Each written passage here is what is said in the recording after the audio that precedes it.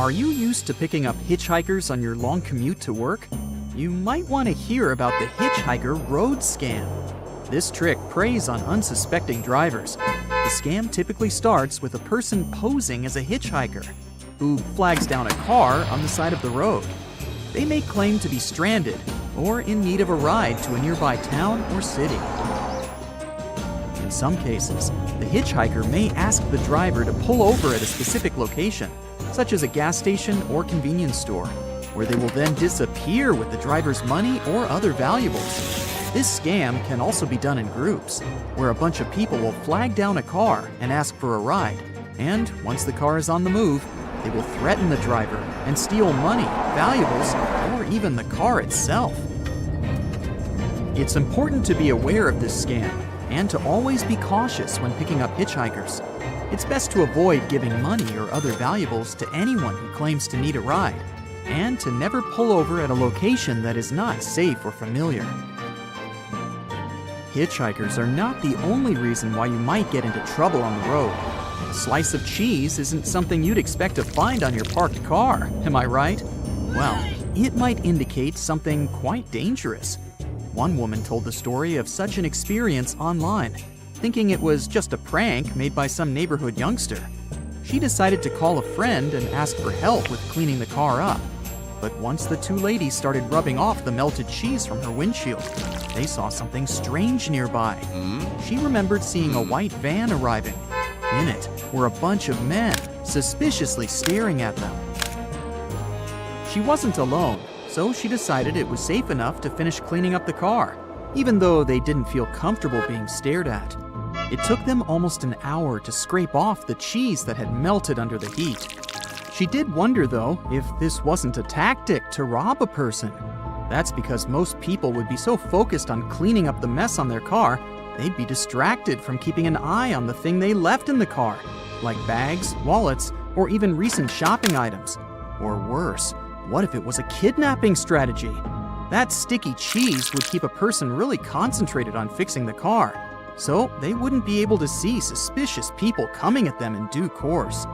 The key takeaway from this story: if you ever see a piece of cheese on your car, might as well leave it as it is, as long as it's not blocking your view and it doesn't really affect your driving. Your safest bet is to just clean it at home, or take it to the nearest car wash. They'll know the best way to clean up the vehicle without ruining the paint. Sure, the piece of cheese on a car scam might just be a coincidence, but some scams out there are more legitimate, with this next one being quite the unusual method when it comes to snatching away other people's cars. If you notice a t-shirt or a hoodie on your windshield, or even wrapped between your wiper blades, don't be so quick to take it away. Again, it can be placed there on purpose to distract you while your car gets taken away. Drive away as quickly as possible if you can, and get to a safe location that's well lit and filled with many people. There you can remove whatever object you have on the car without any risks. Some people have even found money under their wiper blades. It's easy to imagine that those who left it there probably had the same intention in mind. There are methods to help when it comes to decreasing your odds of getting your car snatched away. Keep your tires turned to the curb whenever you park it. If your car wheels are in that position, thieves are less likely to be able to move around with the vehicle. They'll see that your car requires more time and energy to be moved, so it'll become less of a target. Sadly, scams on the road are quite common, and one of the most widespread types is the infamous tow truck scam. This scam involves leaving oil, metal nails, or glass shards on the road and waiting for drivers to fall into the trap. If your car gets damaged in such a situation, the scammers will suddenly appear out of nowhere and offer to provide towing service at extremely high prices. They'll try to pressure you into using their services because most of the time, they place these traps in strategic locations. They make sure people get stranded where there's low visibility and no gas station in sight where you can assess the damage done to your car. In a situation where you have no other option but to give consent for them to tow your car, they'll also take advantage of the situation and take it to workshops unapproved by your insurance company. This means you'll have to pay even more money to get your car back. If you've been a driver for long enough, you know that the driver who rear-ends another vehicle is always at fault. That's because you should always keep a comfortable distance from the car in front of you, so you can safely stop the car in case of an emergency. Some scammers will take advantage of this by repeatedly braking suddenly, causing you to hit them. This dangerous tactic is used to get money for supposed damages, and even for make-believe medical expenses. To avoid falling victim to this scam, you should reduce your speed and keep a safe distance, especially from suspicious vehicles or chaotic drivers. If a scammer continues to bother you in traffic, the best course of action is to drive to the nearest police station and report them. Picture this. You're driving on the road, and suddenly a motorcyclist gets your attention and points out that your wheels are smoking. You quickly pull over to the side of the road. The motorcyclist then offers to help by calling a mechanic to check your wheels. Surprisingly, the mechanic gets there really fast, but proceeds to disable your braking system while inspecting the cause of the smoke. He then asks you to test your brakes, which of course won't be working since he's already disabled them. Pretending to be helpful, he offers to fix your brakes for you, but will charge an enormous price for it. Moral of the story, stick to your trusted mechanic or towing company. You never know who you'll find on the road. Some scams aren't even that. They're just urban legends. Many people claim to have seen the wrong way man on the roads. One version of this story mentions a man stuck driving down one-way streets in the opposite direction, causing chaos and confusion as other drivers try to avoid him. The man is said to be crazed and dangerous, with a wild look in his eyes and a penchant for reckless driving. Other stories say he's not even driving, but that once you've seen this mysterious person on the side of the road while driving home, you should turn around to keep from going back to your house for at least a week. That is, if you don't want anything bad to happen. There are countless stories of near misses and close calls with this mysterious figure. Some even say that they've been hit by the man and that they suffered serious injuries as a result. Despite the many sightings and stories, there's no concrete evidence to suggest that the wrong way man actually exists. Many experts believe that the legend is simply a cautionary tale, meant to remind people to be aware of their surroundings and to drive safely. However, the legend persists and continues to be passed down through generations, making it one of the most enduring urban myths of all time.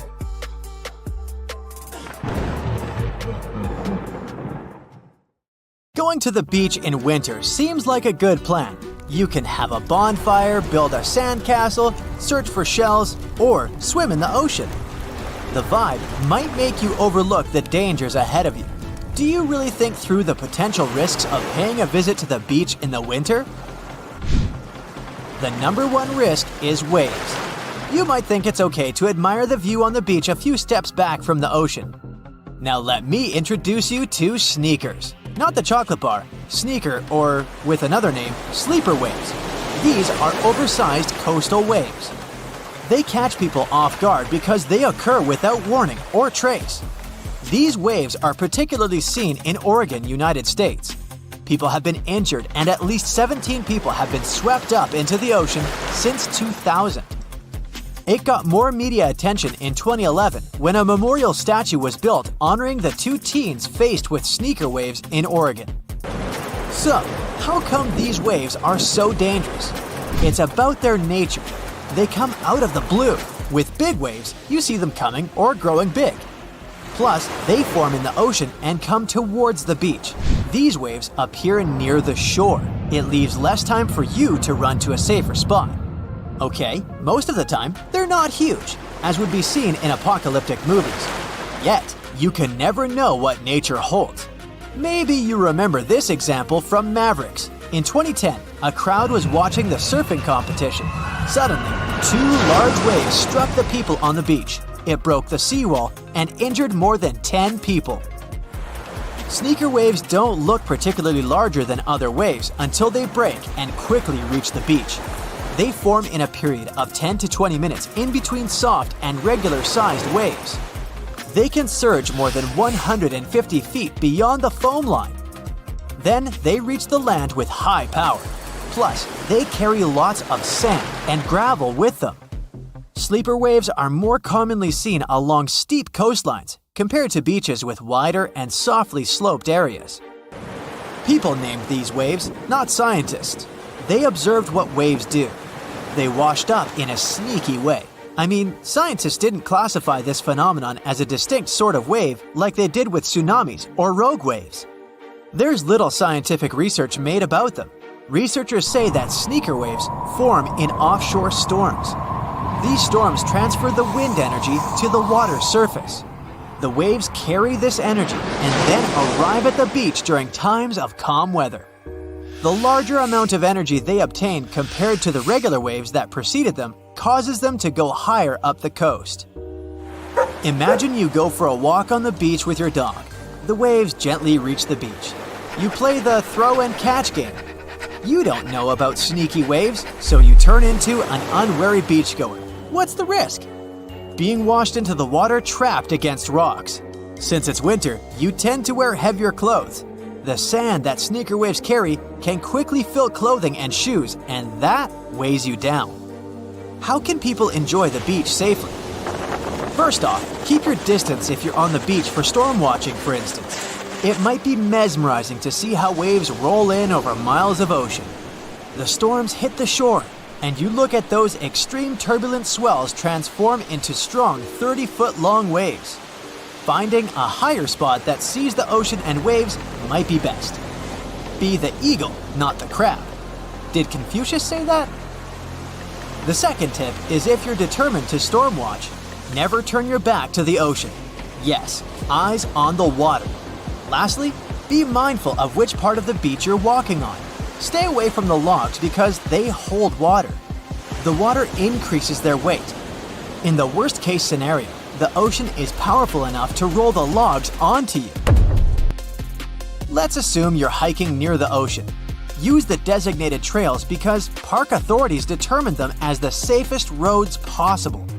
Going off-route can sound charming, but it can be dangerous for you and harmful to the ecosystem in the surrounding area.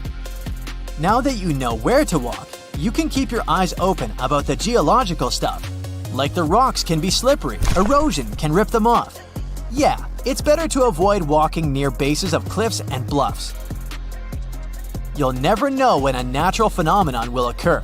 It might sound a little extreme, but you may want to check the tsunami evacuation routes of the area you're visiting. Tsunamis are hard to predict, but tides aren't. Tide tables are available online. This natural phenomenon looks harmless, yet it can isolate rocks from headlands and the shore. You probably don't want to find yourself with soaked wet clothes in the ocean for no reason. Climbing up onto the logs might not be the best idea either. Sure, they look heavy and sturdy when you're climbing, but even the smallest wave can take you like a leaf flying in the air. Not just logs, but also jetties are tricky. Sudden waves can make you lose your balance, and you can collapse. Let's return to the scenario where you and your dog are walking on the beach. This time your pet sees shorebirds and chases them. Birds could be there for foraging or roosting. Your dog could interrupt their chill zone. They can lose their energy reserves. Can you bump into creatures hiding under the sand? Some sorts of creatures can be dangerous for you. Better not to poke someone's home. Take a look at this one. It's a horseshoe crab. This one looks scary, yeah, but it's safe as long as you don't step on its spines. So it depends on the type of creature you see, but generally, it's okay to explore the sand with caution. Until now, we look at scenarios where you were on the beach when they caught up to sneaker waves. You could be in the water too. You could be surfing, just like the contestant in the Maverick surf competition, or swimming, if swimming is the new case. Consider these.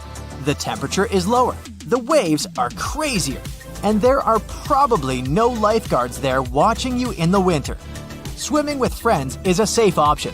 Bonus, it's more fun. You should choose your swimming location carefully. Are there dangerous rocky areas? Can you easily go out if there's some sort of emergency? Know your spot. For that, you should check the weather too. Planning has a key role in winter water safety. A quick weather forecast and sea conditions check would do. You can consider buying a tow float if you're an adventurous open water swimmer. It's a flotation device designed to increase the swimmer's visibility in the water. They are lightweight and have fluorescent colors. Alternatively, you can wear a brightly colored swimming cap. We can talk more about the gear. Wearing a wetsuit is wise, as well as wetsuit gloves and boots. You can put your phone in a waterproof pouch or bag. Staying warm is essential in the winter. Don't just jump into the water at once. This can result in cold water shock. It's vital to enter the water slowly. In that way, your body can get used to the temperature. Once you take all the necessary precautions, you can enjoy the beach and explore its offers. What sort of gems can you find on the beach?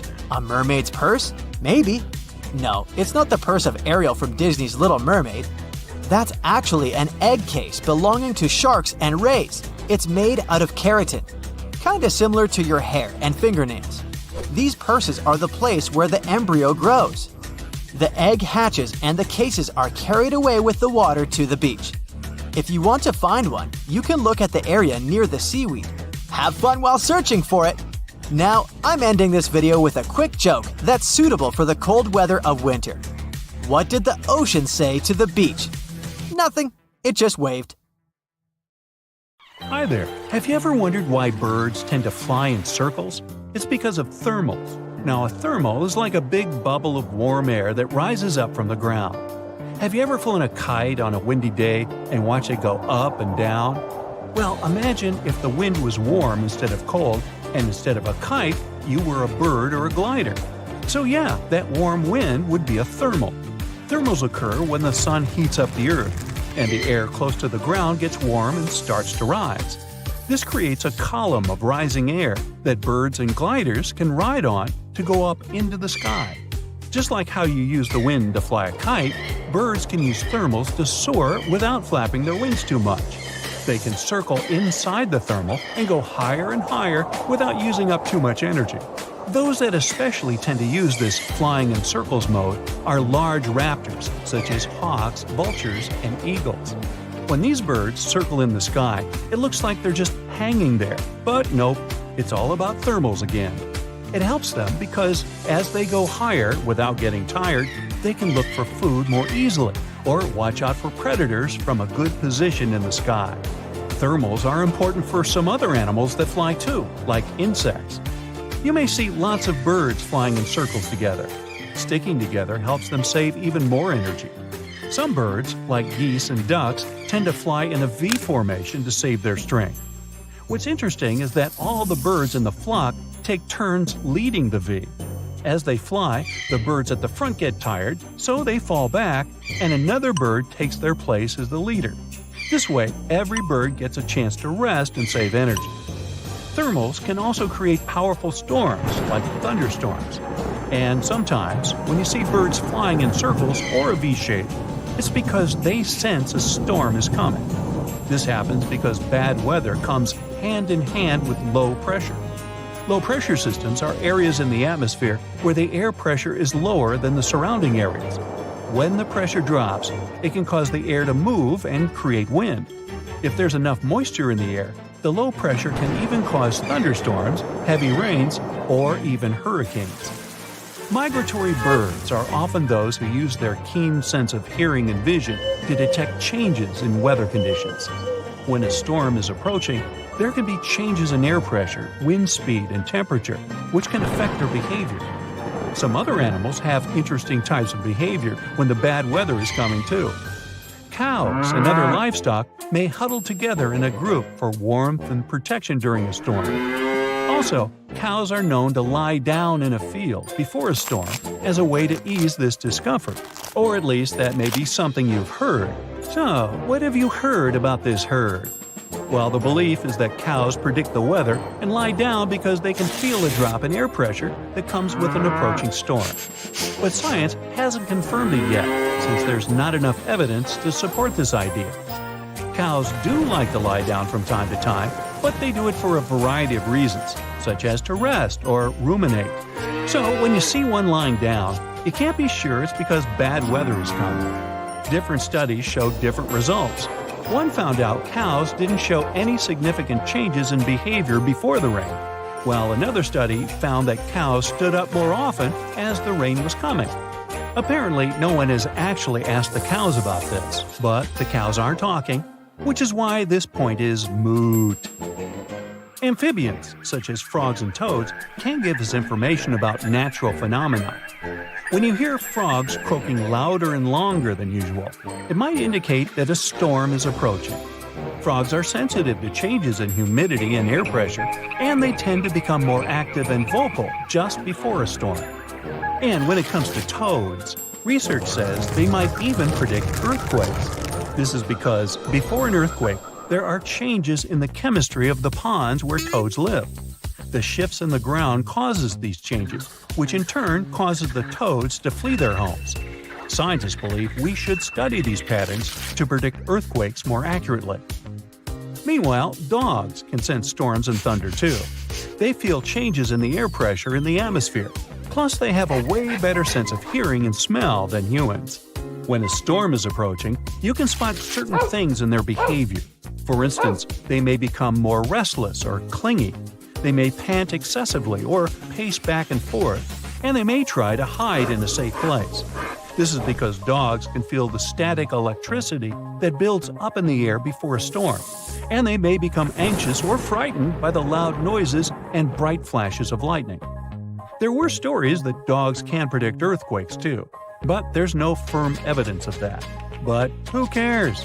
Dogs are our heroes even without that. Now, honeybees can sense changes in pressure and humidity levels as well, so they use this information to predict when a storm is coming. These are social insects that live in large groups in hives or colonies. That's why predicting weather is so important for them. They need to protect their hives and forage for food before the storm hits. So for bees, bad weather may come like a real vacation they've wanted for so long. Just some chilling and eating all the food they've gathered before. Just like me in a sense. Spiders have superpowers when it comes to weather too. Well, they can't exactly predict the weather, but their behavior can give us a clue about temperature outside.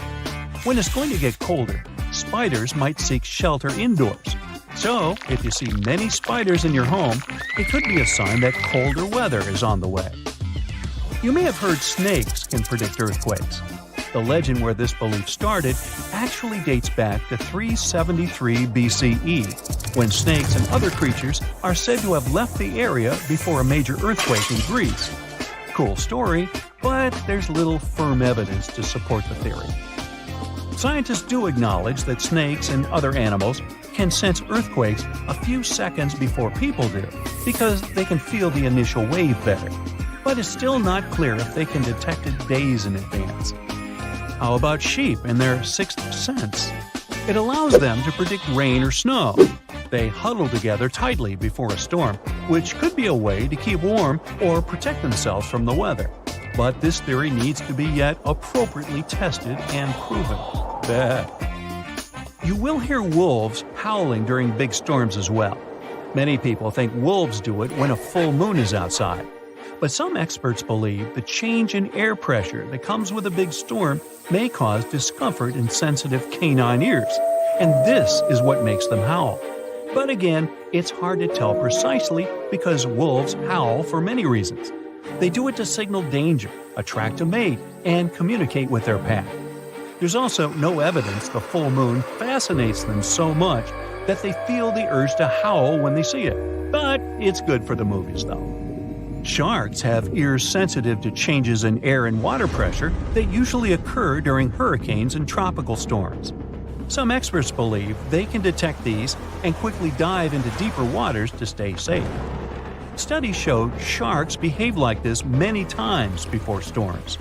Again, no one's sure 100% about this, but like many other animals, they do have a special ability to detect changes in their environment and use it to survive and thrive over time.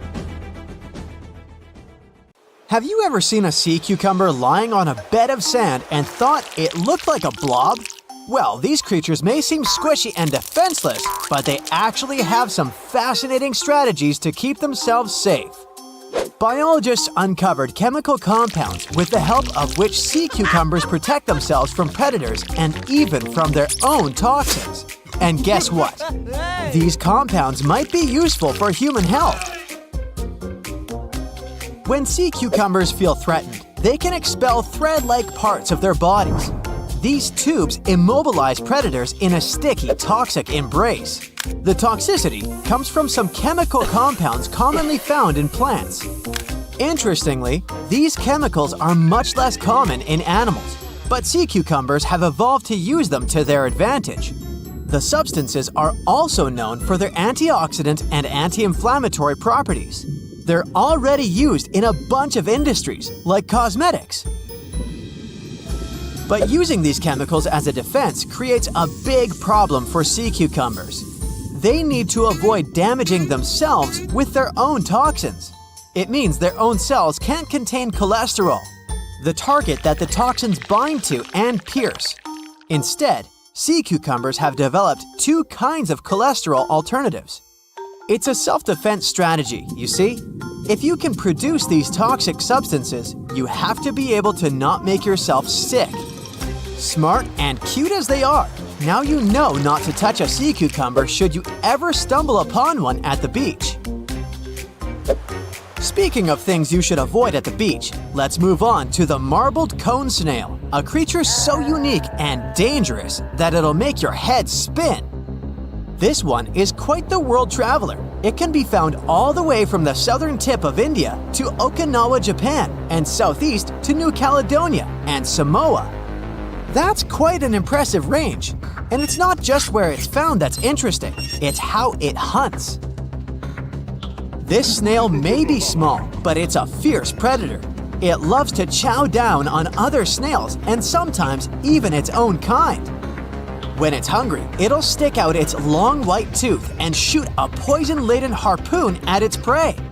And if that doesn't do the trick, it'll attack its prey multiple times over, just to be sure. Talk about determination, right? Once the harpoon hits its mark, the prey becomes immobilized and its muscles begin to relax irreversibly. And when the prey is helpless, the snail can begin to munch on it. Where can you find this fearsome creature, you might ask? Well, it's found in fairly shallow waters, typically on coral reef platforms or lagoon pinnacles, as well as in sand, under rocks, or among the seagrass. Watch your step the next time you're out for a swim, just saying.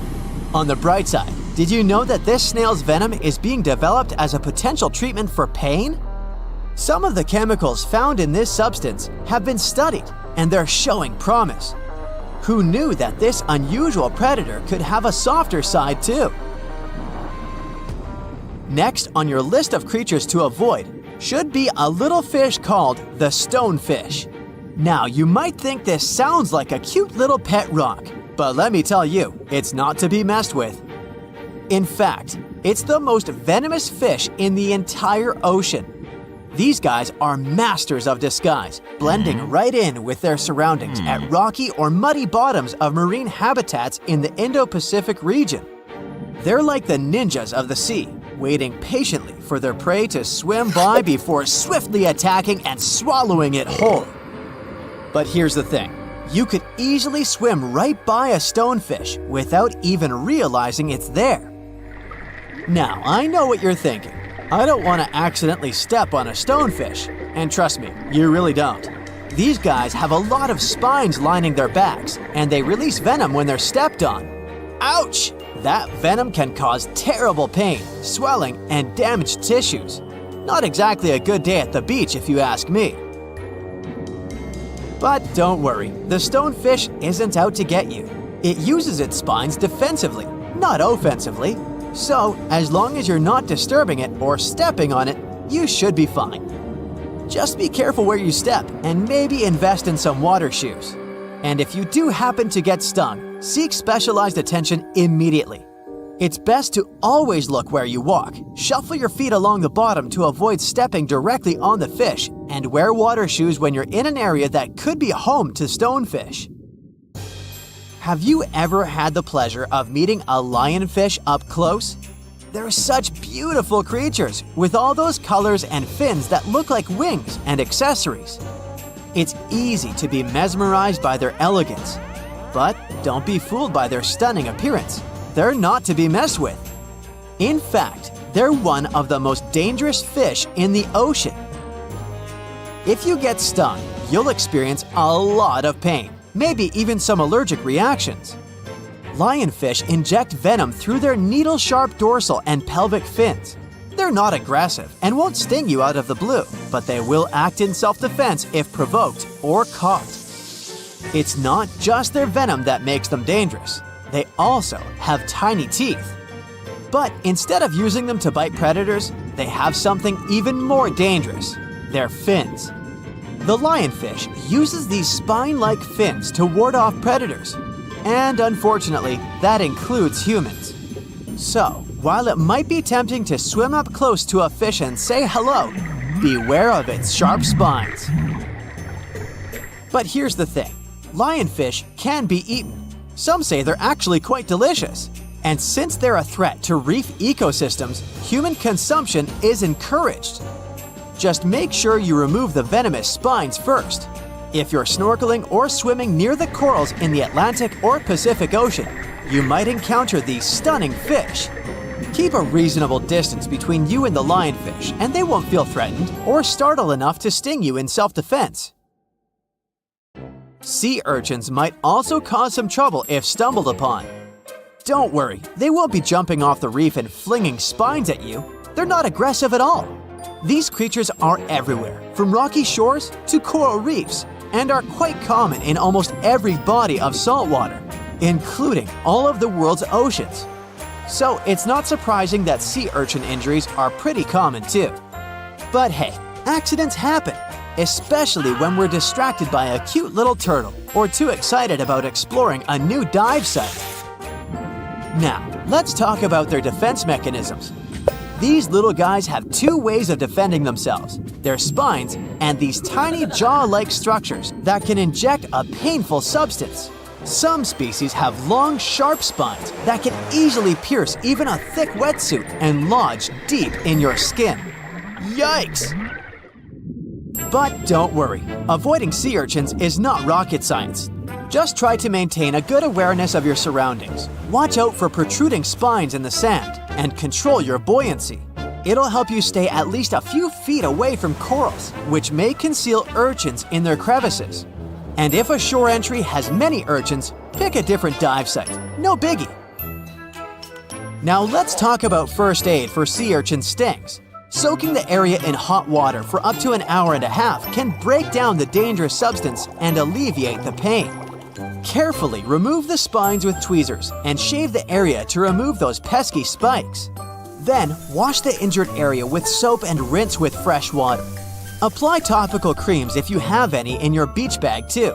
And of course, watch for signs of allergies and contact a specialist immediately if you notice something weird.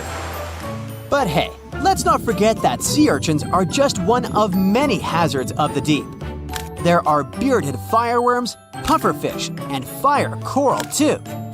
So let's not be too hard on our little urchin friends. After all, compared to some of these other creatures, they're pretty tame.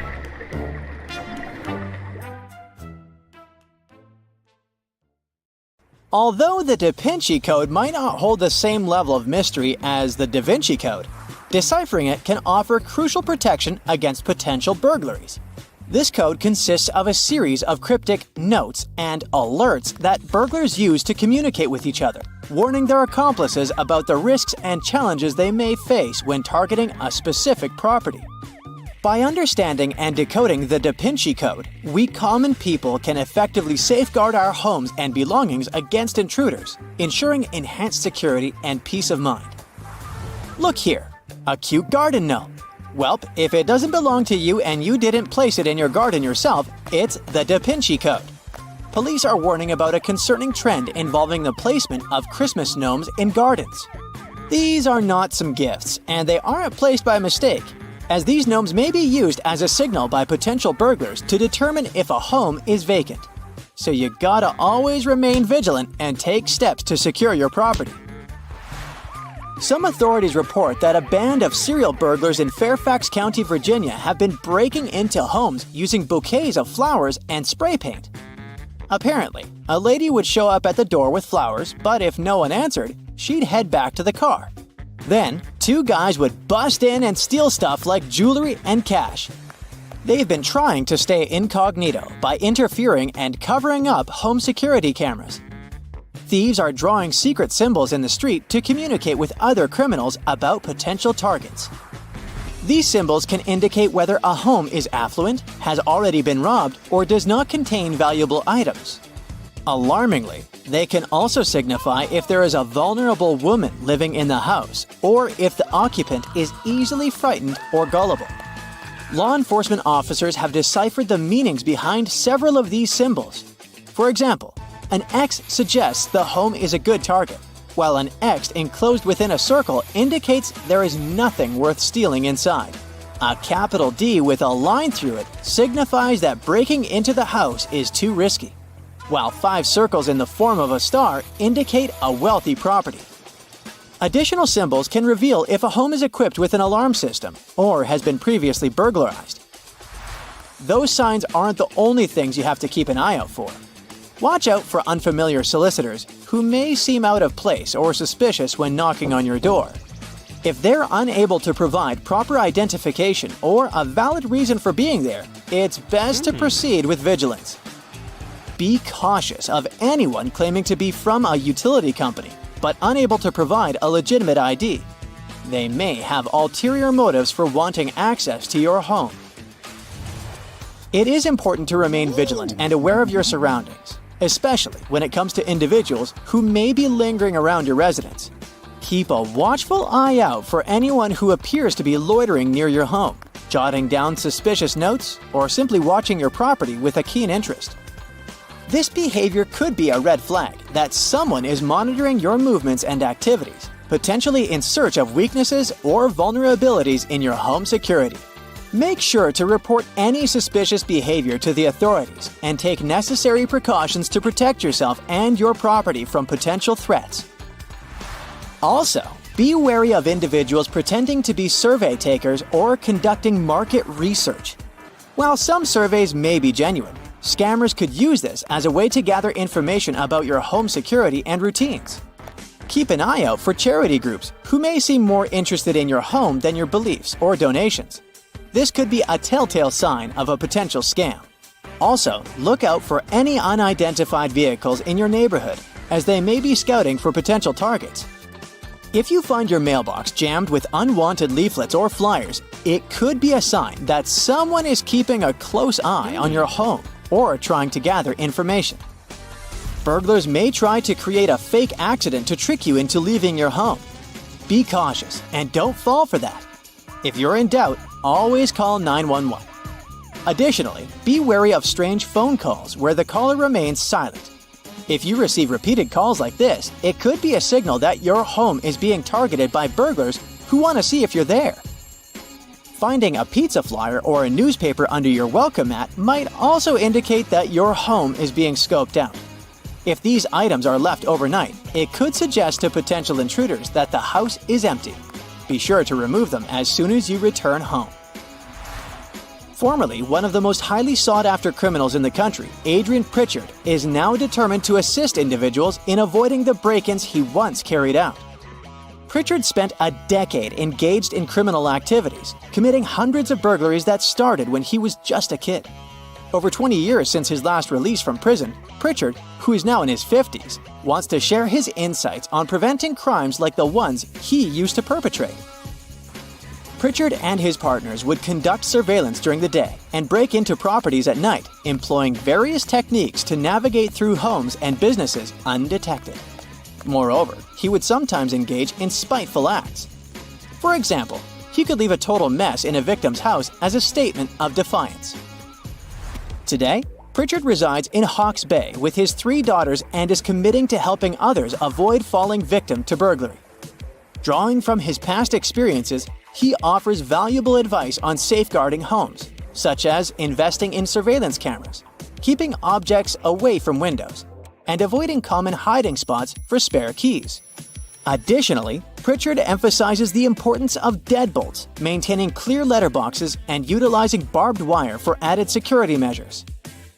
Through his efforts to educate property owners, he strives to prevent individuals from experiencing the same violations he once inflicted on others. Returning home to a fresh and organized house after a vacation is always a relief. But it's important to remember that a completely spotless house can signal to potential burglars that no one is home. Try leaving a few things out, like an ironing board with a pile of clothes that need to be pressed, to make it seem like you've just stepped out for a moment, rather than being away for an extended period. Also, you should never ever post about your holiday on social media. And it's recommended not to write your travel dates on visible calendars, as it can give criminals a timeline to work with. To give the impression that someone is still at home while you're away, you can ask your friend to park their car in your driveway, or leave the radio on loud. It would also be great if you could ask someone to close and open your curtains or blinds to maintain the appearance of occupancy. Additionally, make sure to remove any obvious signs of your absence, such as envelopes labeled holiday money, and ask a friend to rearrange things in your house periodically. It's extremely important to look after the homes of friends or neighbors who may be unable to do so themselves due to hospitalization or moving to residential care. Simple tasks like mowing the lawn, moving the mail, and even putting out your own rubbish can help deter potential burglars by giving the impression that someone is still around. Updating the appearance of the home, such as replacing faded curtains or tidying up the front garden, can also help prevent break-ins. Now, should you notice any of these warning signs or feel suspicious about door-to-door activity, it's important to contact the authorities for assistance.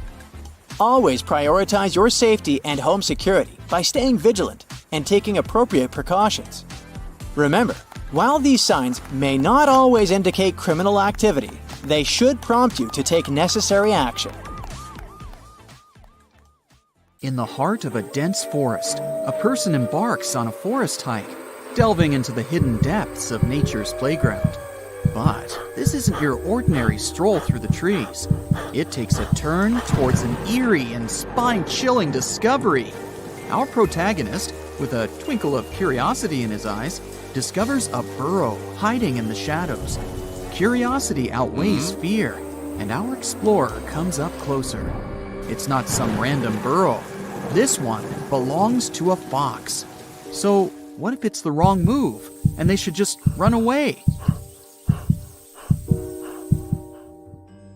In the joyful season of spring, when nature comes alive with vibrant energy, foxes engage in their intricate dance of life. It's during this time that foxes seek solace in their underground sanctuaries. Throughout the rest of the year, when the world around them flourishes, foxes prefer to bask in the sun, finding comfort above ground, except when the weather takes a turn for the worse. It's in the most inclement conditions that they seek refuge in their burrows, shielding themselves from the elements. These burrows, known as fox earths, typically consist of only a few entrances, occasionally covered with scattered soil and debris. During winter months, industrious foxes diligently dig additional burrows in anticipation of the forthcoming spring. Sometimes, among the remnants of their subterranean journeys, lie the remains of fallen foxes, a testament to the cycle of life within these intricate underground networks. If one were to explore the vicinity of a fox earth, one would notice fresh traces of food remaining outside the burrows during the months of April to June.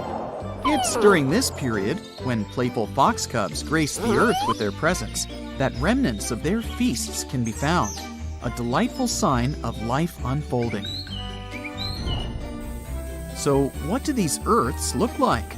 After all, there are other animals with dens in the forest, too. Now, let's get to the heart of the matter. Fox dens, the elusive abodes of these mischievous beings, tend to be located in areas abundant in lush greenery. You might find these creatures hiding beneath the sheltering branches of a tree, or seeking refuge beneath imposing rocks. If you stumble upon a cozy little hole that appears tailor-made for a fox, and you catch a whiff of that unmistakable aroma accompanied by other intriguing clues like scattered bones, you've likely discovered a fox den. Alas, my curious friend, there's no foolproof recipe for where these sly foxes choose to build their dens. They possess an uncanny ability to adapt to diverse environments, be it open grasslands, dense forests, or even the unforgiving tundra. Picture this. A fox's den consists of a minimum of 4 to 5 sections. We have the grand entrance, the ever-important ramp, the main den itself, and a secret room that doubles as a food stash. Depending on the size of the pack, there might be additional rooms to accommodate the whole gang of foxes. Now imagine the grand opening to a fox's den. The entrance and the ramp form a corridor leading about 3 to 8 feet deep into the earth, connecting the outer world with the cozy haven within. But there's more. Foxes, being savvy planners, stockpile their foraged treasures in their dens. Yes, they have their own food caches, where they hide all their scrumptious finds. The number of rooms within the den may vary, adapting to the size of the pack, as these crafty creatures ensure there's enough space for giving birth and raising their adorable offspring. They might even dig extra tunnels and create additional entrances just to keep things interesting. Now let's talk about culinary affairs. Foxes are savvy gourmands who store food in large quantities, ready to weather the winter and the mating season. However, they're not extravagant hoarders. They usually stash away just enough to last them a few days, considering they don't dine on fresh prey every single day. Berries and fruits often grace their storage chambers, while any delectable meat takes center stage in their culinary adventures. Curious about the proximity of fox dens to one another? Well, if the land is bountiful with abundant food and fresh water, you might stumble upon 2 or 3 fox dens within a 10-square-mile radius. But if resources are scarce, you might have to expand your search to cover a sprawling 20 square miles to find just one den. But the saga doesn't end there. Foxes, true to their resourceful nature, often have multiple dens. They maintain the primary den, often known as the natal den, which holds sentimental value. Additionally, they keep a backup den for some unpredictable circumstances. And let's not forget their knack for claiming abandoned or borrowed dens as their own. Such clever tricksters, aren't they? Now, let's talk about these marvelous creatures themselves. Foxes come in a delightful array of species, sizes, and variations scattered all across our planet. But the star of the show is the red fox, found on every continent except frosty Antarctica. While most foxes prefer the tranquility of rural landscapes, don't be surprised if they venture into the realms of urban and suburban dwellings, where their path might cross with humans. The encounters between a fox and a human, a tale of 2 extremes. Some kind souls attempt to win over these animals, offering them tidbits and coaxing them into their palms. On the other hand, there are those who tremble at the mere thought of a fox, fearing their crafty and ferocious nature. Now picture this scenario. What if a fox approaches you or launches an attack? Typically, foxes pose no threat to humans and harbor no ill intentions.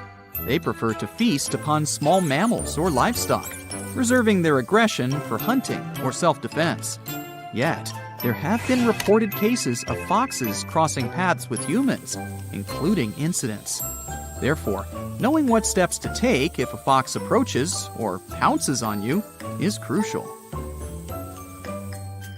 Foxes can indeed be domesticated, yet they remain wild at heart, and their actions can be wildly unpredictable.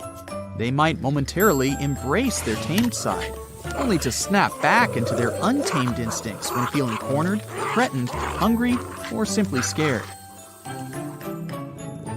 Naturally, foxes view us humans as potential threats, and it's in our best interest to reciprocate their cautious approach. Never attempt to approach a fox, even if it appears docile and friendly, as its temperament can shift within seconds, catching you off guard. Avoid sudden movements and resist the urge to inch closer, as doing so might agitate or frighten our fox friend. In most cases, when a fox spots a human nearby, it will swiftly scamper away or seek refuge in hiding. However, should you find yourself locked in a standoff with a fox, the best course of action is to take a step back and allow it the space it craves. Should a fox persist in its approach, or if you encounter several foxes nearby, my dear friend, give them a wide berth and allow them their space. Refrain from approaching or attempting to feed them, especially by hand. Let them carry on with their foxy affairs while you observe them from a distance. In a situation where a fox becomes trapped, such as finding its way into a room, I implore you to remain calm. Avoid raising your voice or causing unnecessary commotion, as it may provoke the fox to attack. Instead, remain silent, keep a safe distance from the creature, and provide it with an escape route. Ensure the doors and windows remain unobstructed, granting the fox the freedom it seeks. In due time, it will make its swift exit. However, if fortune frowns upon you and you find yourself in the unfortunate circumstance of a fox attack, remember to stay composed. Refrain from unleashing your pets or pursuing the fox. Just allow it to retreat on its own accord. If the fox persists and refuses to back down, a simple round of applause or a few claps might startle it away. Now you can enjoy the forest.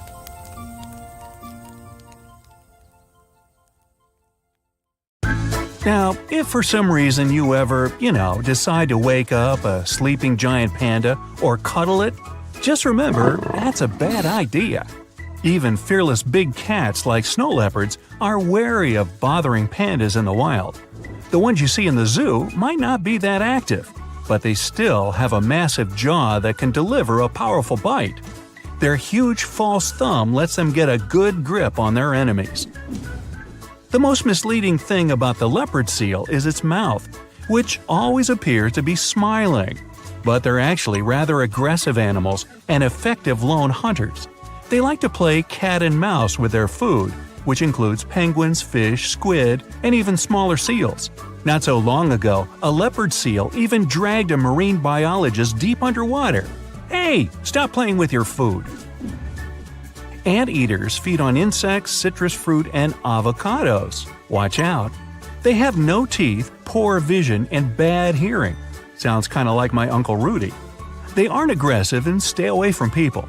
But if humans walk on their trails, anteaters can turn fierce and may fight. They get on their hind legs, use their tails for balance, and attack with their claws that are strong enough to hurt a jaguar or a Land Rover. Fluffy alpacas may seem warm-hearted, but they still have ways of defending themselves. They can spit up to 10 feet, and you don't want that stuff getting in your eyes because it contains stomach acid, along with chewed-up grass. They can bite with their sharp fighting teeth that are at the back of their mouths, and they have soft toes to give enemies a good kick. They can't really do more damage than you might get in a fight with a child, but it's best not to upset them. There are 3 things that brings out the nasty side of a Tasmanian devil: when there's a predator nearby, when they're competing for a mate, and when they're protecting their meal. Also Bugs Bunny, but that's a cartoon. These guys normally feed on insects, birds, frogs, and fish, and they like scavenging more than hunting. But if you intrude upon their home for any reason, be prepared for a painful bite. Their teeth are strong enough to eat through bones. Elephants are so clever that they understand the feelings of other elephants, and they even try to help each other. They can also take revenge on people who upset them. Elephants sometimes block roads and show up in the villages of people who have been mean to them. Male elephants get especially aggressive when fighting over females. Watch out for those huge feet, they can really do some damage. Better pack your trunk. Pufferfish can inflate to several times their normal size to protect themselves against predators. Hey, my brother-in-law can do that too. Just kidding. Most animals shouldn't try eating them anyways. There's enough poison inside them to finish off 30 people, and there's no antidote. So, if it's just you, you'll need to invite some friends along to spread out the poison. Nah, I just made that up. Swans tend to see humans as the biggest danger to their homes and families. Male swans get especially aggressive during the spring nesting season from April to June.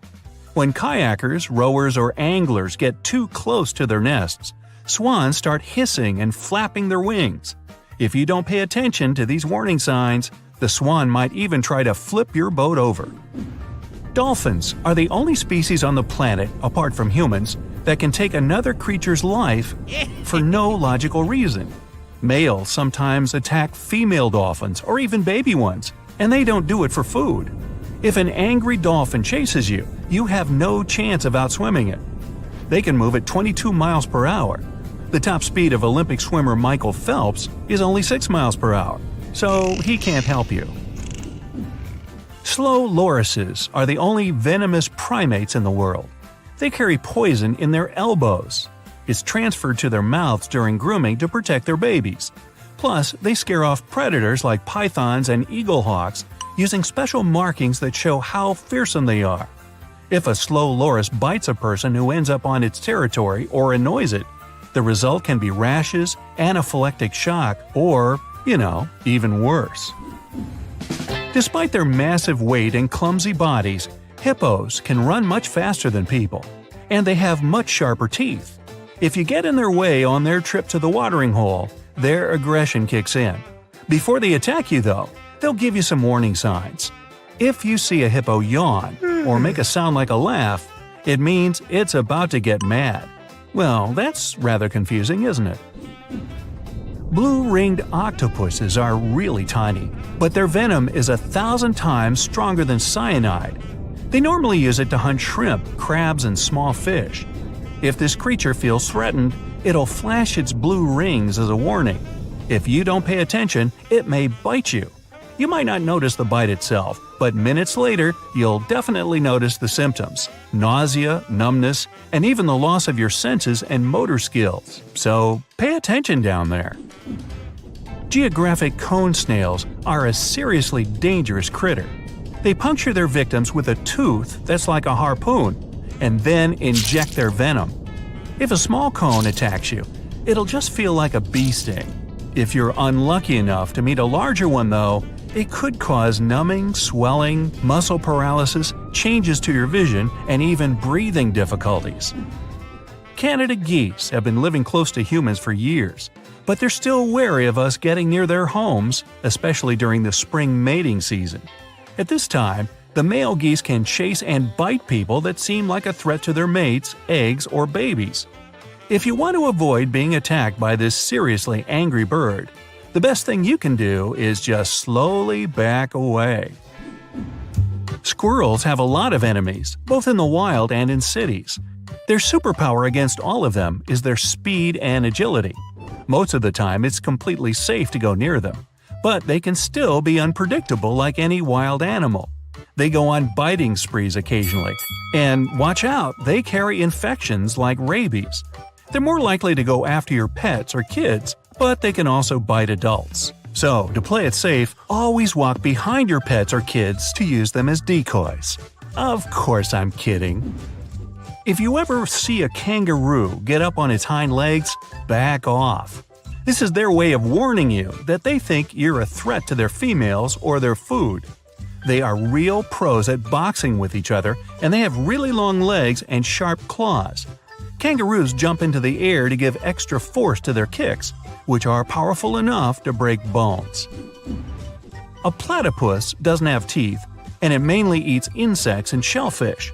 It's one of only 2 mammals that lay eggs, but these strange things can still do you harm. Male platypuses have sharp spurs hidden on the heels of their hind feet. There's venom in these spurs that's strong enough to take down a dog. Koalas get most of their hydration from eating eucalyptus leaves, and they get all the protection they need from their sharp teeth and claws. When a koala scratches someone that wants to cuddle them a little too hard, they can pass on some unpleasant infections. Raccoons can easily adapt to any environment, including your backyard. They rarely attack humans directly, but can damage your property and make you sick. They'll go anywhere to get some food, from trash cans to bird nests, and this is where they can catch a lot of different infections. Apart from disease, raccoons can give humans nasty wounds that take a long time to heal. When it thinks you're threatening its dam, a beaver will start slapping the water with its tail as a warning sign. If you ignore it, it'll try to use its sharp teeth against you to protect its family. So, it's better to just leave it to beaver. Hey, there's a special knife you can use to protect yourself against attack called a beaver cleaver. No wait, that's an old TV show. Otters spend a lot of their time swimming on their backs, and they don't care about cleaning up after themselves. That's why they leave behind bits of fish that attract insects carrying diseases. Apart from being so messy, they also have powerful teeth that can be used against any unwanted visitor. Cassowaries are the most dangerous birds on the planet. One of these can weigh as much as an adult person, and it has long, powerful legs and sharp claws. They can chase after you at 30 miles per hour. Luckily enough, they try to avoid fights. But if you don't want to be the target of their karate moves, keep a safe distance and don't provoke them. Got that? Good. When lightning flashes across the sky, it releases somewhere around 300 million volts, or the equivalent to power 25 million car batteries. Some say you're more likely to be zapped by lightning in your lifetime than to win the lottery. And statistics seem to prove this urban myth, as each year around 28 US locals do get electrically charged from the sky. The world's infrastructure can be affected by lightning too. That's because it generally seeks out the tallest structure around. But in certain conditions, it can also strike an open field.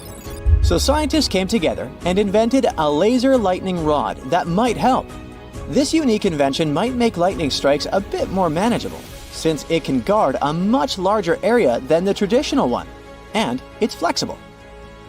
Classic lightning rods work like magnets for that powerful electrical charge. There are these tall metal devices placed on top of buildings. When a storm approaches, the rod provides an easy path for lightning to follow, preventing it from hitting other parts of the structure. The rod is also connected to the ground with a conductor, like a wire, helping the electrical charge to safely make its way into the earth. This process protects the building and the humans in it by directing the electrical energy away. We've been using lightning rods for the last 300 years, courtesy of Benjamin Franklin. But they're not damage-proof. When it comes to safeguarding vast spaces like airports, they can't manage.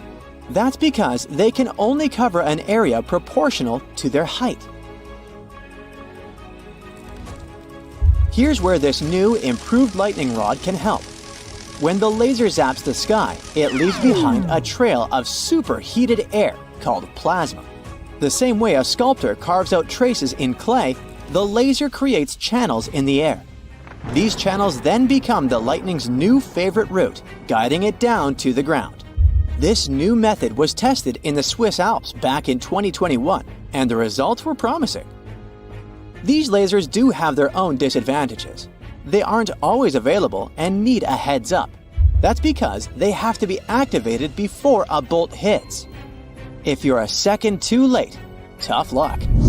Also, once the laser stops, the air loses its conductivity pretty quickly. This means the laser rod might not have enough power to guide the lightning safely. A potential solution might be monitoring the electric field around a certain area, predicting where lightning might strike. Yet, these new rods still need more testing and lots of funds. The European Space Agency found another way to make lasers useful: to turn moon dust into roads. It would make our future lunar exploration missions much easier if a laser beam could do the hard jobs, allowing astronauts to drive around the moon. This discovery might also help with another tricky issue: moon dust clinging to everything in sight. Roads on the moon might seem too much of a hustle for now, since we haven't been to our satellite since 1972. But when future space explorers will touch down again, they don't just plan to walk small distances. It'll be nice to have them driving around so they can explore larger areas. Problem is, that pesky moon dust is very fine, abrasive, and sticky. Back during the Apollo missions, it clogged up equipment, eroded spacesuits, and even caused a lunar rover to overheat. That's why scientists want to zap simulated moon dirt with a laser. This laser-powered project used a 12-kilowatt laser to melt simulated moon dirt into a solid, glassy surface, perfect for moon roads. The plan isn't to send a huge laser on the moon. This device they're testing here on Earth is like a stand-in for the sun, mimicking what lunar sunlight could do. The idea is to eventually concentrate sunlight using a big lens on the moon's surface. Some experiments have been done so far with different laser sizes, finding that a bigger beam made the whole process go smoother. Instead of dealing with tiny molten balls, they got a stable layer of molten moon dirt that's easier to work with. What they got was a glassy, somewhat brittle material that can handle downward forces. And even if it cracks, it's fixable. The laser beam was used to make triangle-shaped road parts that fit together like puzzle pieces, forming solid surfaces across lunar soil. If this goes as planned, we'll have moon roads made of interlocked triangles. This unique type of moon pavement could be the solution for landing pads too. Lasers can help piece together information on long-lost civilizations too. Discovering Maya cities has always been difficult for researchers exploring Mexico's Yucatan Peninsula. For years, experts believed no early civilization could have thrived in that harsh environment. But advancements like light mapping technology and laser scans are showing us this might not be true.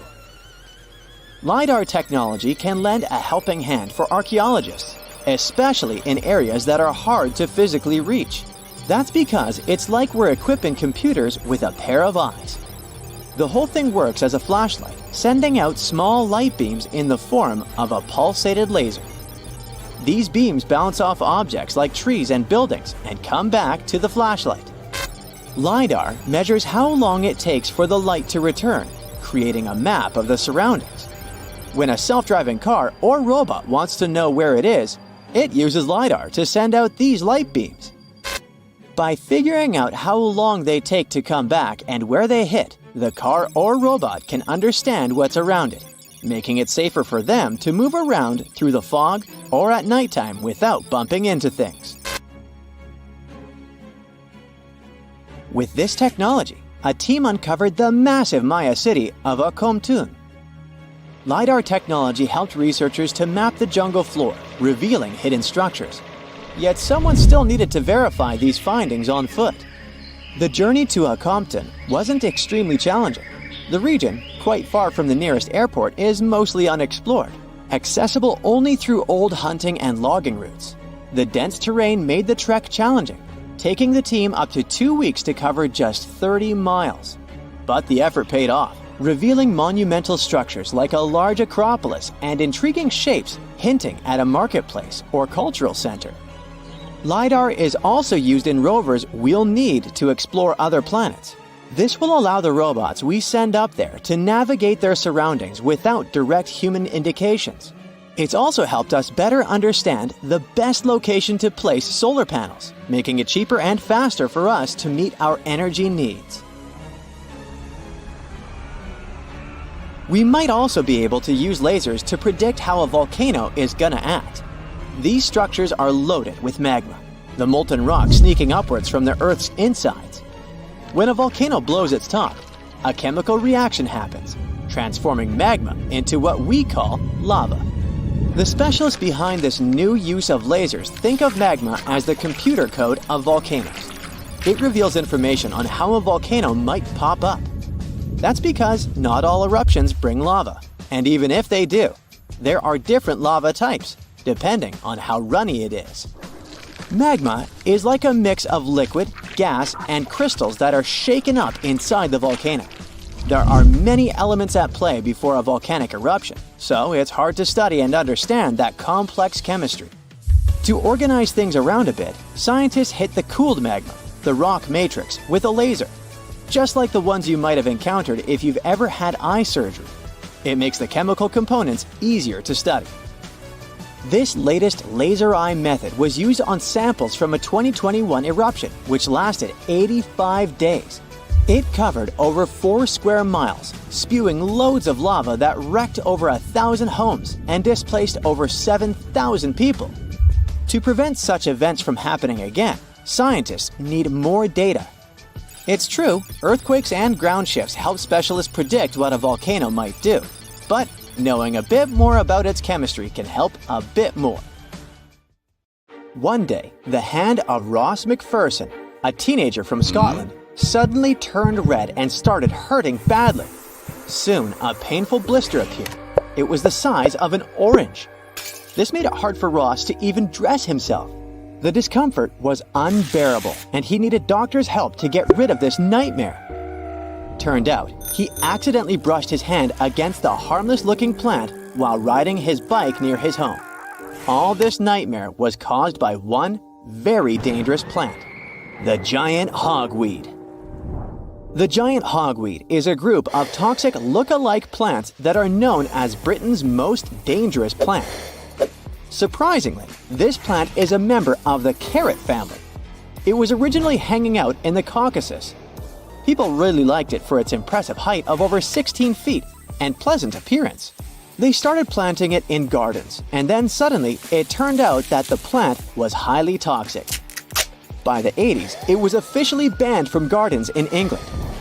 Giant hogweed hangs out near rivers and canals. Recently, it started popping up in gardens and parks too.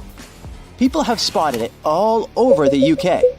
This plant got even more attention during the recent years when everyone started spending more time in their gardens. It looks like a taller, more dangerous cousin of cow parsley or hemlock. It also has long stems and a bunch of white leaves, but its stem is pretty wide with a big, white, umbrella-shaped flower on top. To see the difference, watch out for its leaves. They look sharp and divided, around 6 feet in width. The stems are thick and bristly with stiff white hairs and hollow ridges. You might notice purple blotches on the stems, like hemlock, but this plant grows much taller and has fewer fern leaves. Its flower heads can stretch up to 2 feet. This plant's sap can really hurt you. It contains a chemical called furocumarin, which makes your skin super sensitive to sunlight. It can also cause a long-term problem called sensitization, which means that even years later, your skin can still react badly to sunlight. So if you get it on you and you go out in the sun, you'll end up with severe burns that blister and take forever to heal. People are often left with scars that stick around for life. And it's not just skin burns you have to worry about. If the sap gets in your eyes, it could even make you go blind. You should be especially careful in summer when it's most active.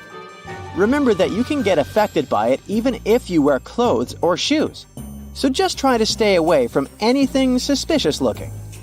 Symptoms can include a rash, itching, and painful blisters. If you realize that you accidentally got hurt by this plant, go to the doctor immediately, especially if you see the blisters. First aid includes washing the area with soap and water and covering it up. There are other very toxic plants that could be hiding in your garden or local area, looking harmless and pretty. Don't be tricked by foxglove's beauty. This plant contains digitoxin, which is used in medicine to stimulate the heart. All parts of the foxglove plant are toxic. If you eat the leaves, you could end up with a stomachache, nausea, vomiting, or worse. In serious cases, it can even mess up with your vision and cause problems with your heart and kidneys. Nightshade is another one of the most poisonous plants. Don't eat it! Just a couple of its berries contain tropane alkaloids, which can be fatal to a person. This plant is a member of the tomato family. It can be found in woodlands, although it's not as common as it used to be. Its family is quite extensive, including tomatoes, potatoes, chilies, aubergines, peppers, and henbane. Despite its scary nature, we can extract an antidote for nerve gas from this plant. So while it's dangerous, it also holds a unique quality with potential medicinal uses. And finally, there's the hemlock water dropwort, also known as poison parsnip. It's a very common plant around rivers and lakes. As you can guess from the name, it's related to hemlock, another toxic plant. Hemlock is a very dangerous plant on its own. It can be fatal if eaten, and it contains 5 different alkaloids that can lead to severe paralysis of the nervous system. What's even worse is that it's often found in the wild around pretty populated areas. These two plants, however, live in different places and have different toxins. Every part of the hemlock water dropwort, including its tubers, stems, and leaves, contains a powerful poison called enanthotoxin. This poison targets the central nervous system and can cause serious convulsions. So, both of these plants are not to be messed with. These are just relatively toxic plants, but there are also those that are considered the most dangerous ones in the world. Aconite, also known as monk's hood or devil's helmet, is one of Europe's most poisonous. Just touching it can be harmful because of its potent neurotoxin. Manchineel tree is found in both Americas. This tree's sap can burn your skin. Its leaves and fruit are lethal. Castor bean is native to Africa. This shrub's seeds contain ricin, a toxin that's said to be 6,000 times more poisonous than cyanide. But it also has an upside. Castor oil can be extracted from these seeds. The seeds of jequirity bean are used in jewelry, but they contain a toxin called abrin, which is extremely poisonous. So be careful with these accessories. Oleander is a common ornamental plant. However, it contains toxins that make it poisonous. While poisonings are common, luckily, the plant is so bitter that no one wants to eat it in large quantities, so fatal cases are rare.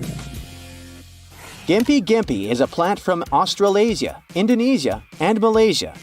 The plant has a funny name, but its stinging hairs cause extreme discomfort lasting for months or even years. And finally, the potato plant. Though not as toxic as others, can be harmful if eaten. The green parts of the potato plant contain toxins like solanine and chaconine. Getting rid of toxic plants around your garden is crucial, even though it's not legally required. Especially because they could spread in the wild and you could get in trouble with the law for that. Here's what you can do to remove them safely. First, wear protective gear like gloves and face masks. Cover your skin completely and make sure that nothing can touch it. Make sure to dispose of the gear later or wash it immediately very carefully. Be careful not to let toxic plants flower. Try to dispose of them when they're small and pull them out when the soil is wet. For bigger plants, you might need to loosen the roots with a fork. It's best to leave this to professionals if it's a large area. Finally, make sure to dispose of the plant carefully. Don't just throw it anywhere, as it can spread and cause more problems. And stay on your guard in the future, as it can produce a lot of seeds that stick around for a long time. There's no need to panic if you see them in your garden. Just be careful and take action if you find it on your property. If you see them in your area, call the professionals to remove them. Luckily, fatal cases are very rare, and even if you accidentally touch the plant, you should be fine if you go to the doctor as soon as possible. But why are some plants so dangerous? It's all about chemistry and how plants have evolved over time. Plants develop toxins to protect themselves from being eaten by animals. If a plant is slightly more toxic than its neighbors, it has a better chance of surviving because animals will avoid it. Interestingly, most of the plants became dangerous to scare away large ancient animals like woolly mammoths or aurochs, not humans. Because of that, these toxins often aren't fatal. The plants only wanted to make those who ate it feel unwell so animals would stop eating the plant. Now, these large animals are extinct and nobody touches these guys. Unfortunately, they've already evolved to stay paranoid, so all we can do is stay as far away from them as possible.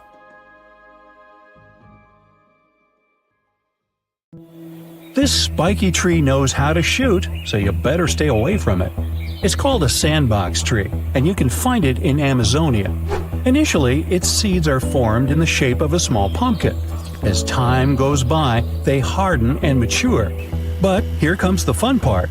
Just as they reach peak maturity, the seeds pop and shoot out at a speed of 150 miles per hour. They can even reach distances of 60 feet. That's what makes it so risky to be in their way during the blast process. Not to mention the seeds are poisonous too. Sure, some trees don't grow completely upright, but a tree that's altogether bent, with its branches even touching the ground, is a sight not to be missed. Such a tree, called the El Árbol de la Sabina, grows in Spain. Its shape depends on the wind, as the tree bends in its direction. As a result, not only does it often have a weird shape, but it can also change it completely during different times of the year. This flexible tree can reach more than 26 feet in height and tends to grow in the most improbable of locations, like on rocks. Now, how about a tree that's as old as dinosaurs? Discovered in 1994, the Wollemi pine tree species can be seen in the Blue Mountains of Sydney, Australia. It dates back to over 200 million years, so it's easy to believe dinosaurs might have even roamed around it. Since these trees are endangered and only 100 exhibits exist to this day in the wild, the scientists don't feel like disclosing their location. They want to make sure the trees are well preserved. Also, they're important for science, as studying them may help us uncover new information on the Earth's past. The bark of the tree can teach us many different things, like different temperature periods or exposure to various chemicals. The tree of life gets its name because it's able to withstand difficult conditions and actually thrive. Located in the desert outskirts of Bahrain, the Prosopis cineraria has a very deep root system, which allows it to survive in the scorching heat. The scientists still can't find out how it manages to get sufficient water. It's so special that it gathers over 50,000 tourists each year.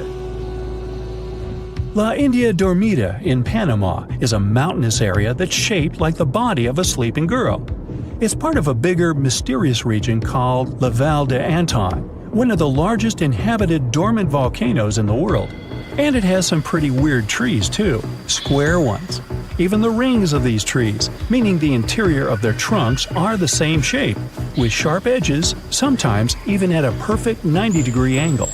Researchers have tried to piece together why these trees grow in this particular shape.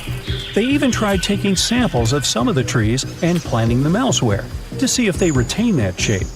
It wasn't the case, so it's clear that the odd shape of the trees has something to do with the valley itself.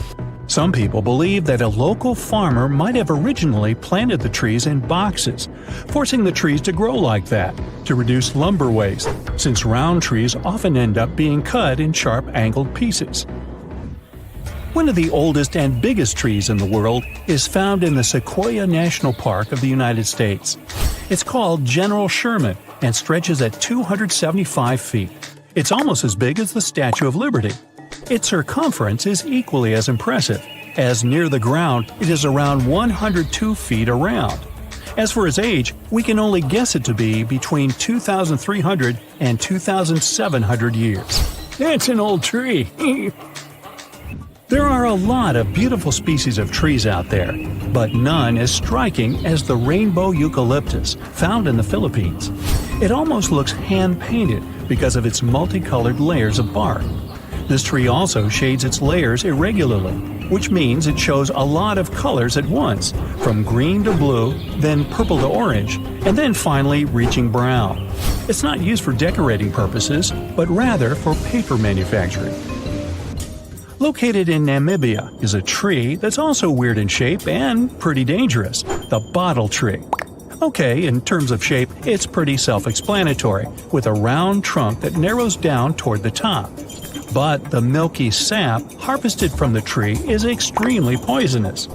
Legend has it that local hunters used to dip their arrows in it for added efficiency. It does look really beautiful during bloom season, with flowers that grow in pink and white with a red center. Now, to see a crooked tree every now and then isn't so special. But to see a whole forest of them, you'd have to travel to the Polish town of Gryfino. Near it, there is a forest made out of 400 oddly shaped trees. They've been curved with mechanical intervention. They didn't just grow like that, but their purpose remains a mystery to this day. Some have said it's because the wood from the trees was intended for furniture, or even for the construction of boats. But either way, the forest was eventually abandoned. A silk cotton tree has taken over the ancient Ta Prohm temples of Cambodia, creating a spectacular view. The massive branches of the silk cotton trees were free to grow over the structures for ages, going back as far as the 12th century. The temples have been restored and are accessible to tourists. The dragon's blood tree grows in the Canary Islands of northwest Africa. Locals used to say that once a dragon passes away, it transforms into a tree. Standing at an impressive 50 feet in length, the tree is named like that due to its red sap, which can be harvested from the bark. The red substance to this day is used for dyes and in medicine. One of the biggest, oldest, and most impressive trees in the world is the Sunland Baobab tree. It's 72 feet high and has a circumference of 155 feet. It's located in South Africa. What makes it even more spectacular is the fact that it is naturally hollow inside. So, a small lounge was set up inside the tree back in 1933. It initially could support up to 20 individuals, but it can now host up to 60 people. Not to mention, the tree dates back over 6,000 years. The silver birch tree spread across Scandinavia and northeast Europe and found a way to reflect light. Its bark became lighter in color, and during the colder season, when its branches also freeze over, the site is something of a natural winter wonderland. It also developed a partnership with a fungus that connects to its roots and fans out under the forest, gathering up nutrients that trees can't reach. For these services, the tree gives the fungus sugars in return. The birch's companion is dangerous and shouldn't be consumed by people. It's easy to recognize with the classical scarlet-topped red-sprinkled mushroom head. A natural festival not to be missed is Japan's cherry blossom season. The pinkish-white blossom is deeply rooted in Japanese culture, going hand in hand with a local saying called Mano no Arare. Was I even close on that? Which relatively translates to the fact that everything is temporary, regardless of how perfect or beautiful it is. Should you ever visit Japan, you'll quickly see that the cherry blossom symbol is everywhere, from company logos to even clothing or household items. Yosemite National Park in California once had an amazing tree structure that was turned into a tunnel. It was a coast redwood tree, stretching 227 feet tall. It was nicknamed Wawona, the Native American word for the hoot of an owl. The tree fell in 1969 because of a heavy snow, but it survived as an ecosystem for animals, plants, and insects. It's now called the fallen tunnel tree. One tree species known as Farcapazrivavet, well, you read it, is the rarest plant on Earth. The Guinness World Record book recorded one single tree of its kind off the coast of New Zealand. It wasn't always that lonely, but humans brought goats to the island, which nipped at every other member of its family. Ow! Luckily, scientists are looking at ways to plant new specimens. Texas is home to some of the oddest, creepiest, and most unusual animals you've ever heard of. It might come as a surprise, but this state is full of creatures you'll hardly see in other places. So, let's have a look at the most amazing ones. This truly beautiful bright blue creature is called the blue sea dragon. Despite such an imposing name, the critter is actually tiny. Usually no bigger than a grape. You may find it on the beach or floating beside you in the water. Now, you need to remember one thing. However pretty this little slug may look, never ever touch it. One tourist spotted a few of these pretty dragons on the shore of Mustang Island. He scooped one of the creatures up. He wanted to film it. Luckily, he put it back into the water before it could sting him.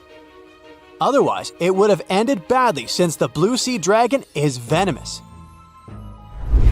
Despite their tiny size, their sting can pack a punch. All because of their diet. Their favorite dish is the Portuguese man-o-war, a jellyfish that has enough venom to paralyze small fish and crustaceans. The blue dragons first use mucus to neutralize the jellyfish's infamous stinging cells.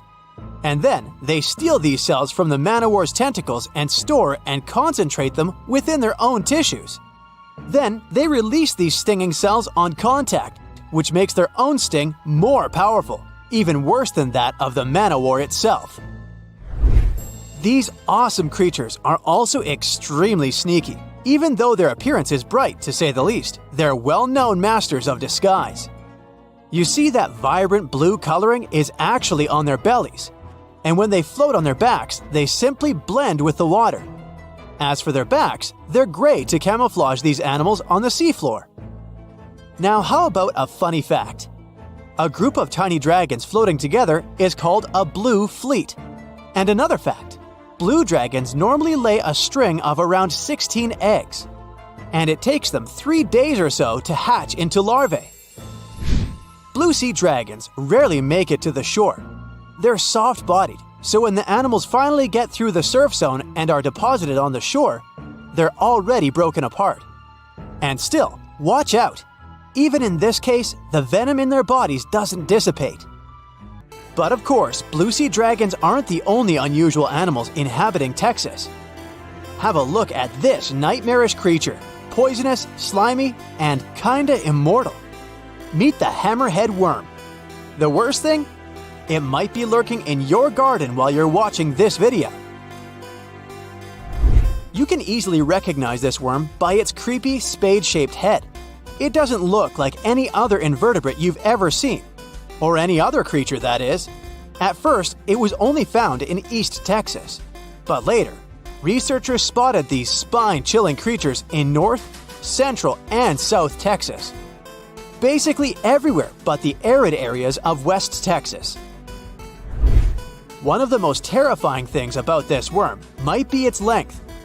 This creature can grow as long as 1 foot. Luckily, such giants aren't very common. Most hammerhead worms only reach 6 inches in length. You can come across 2 species of these worms in Texas, and both of them will have a dark stripe down the middle. The larger of these 2 species munches on earthworms, which is actually a big problem. You might know that earthworms play an important role in keeping the soil rich in minerals and overall healthy. If earthworms disappear, plants in such areas won't be getting the nutrients they need. Even for humans and pets, meeting a hammerhead worm isn't the most pleasant experience either. Hammerheads are the only terrestrial invertebrates that secrete a very dangerous neurotoxin, the same as pufferfish produce. Thanks to the sheer size of the human body, touching a hammerhead worm won't hurt you too much, but it may still cause your hand to start tingling or even go numb. It's much more dangerous for pets. There have been cases when dogs ate hammerheads, which left them feeling sick for the whole day. Interestingly, these worms are native to Southeast Asia. But they must have mastered the art of hitchhiking, since in the early 1900s they were already found in the US. Keep in mind that if you want to get rid of a hammerhead worm, which is the best course of action, the worst thing you can do is chop it with a shovel. The thing is, flatworms reproduce by ripping themselves in half, so by cutting it, you actually help the populations of the worms, turning 1 into 2. That's the reason why hammerheads are sometimes described as immortal, which is a bit of a stretch since these creatures can't survive in vinegar or salt.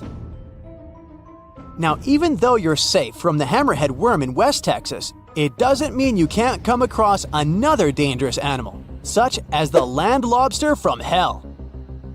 These creatures are also known as vinegaroons, and they're not real crustaceans, they're arachnids. Huh? Who would have guessed?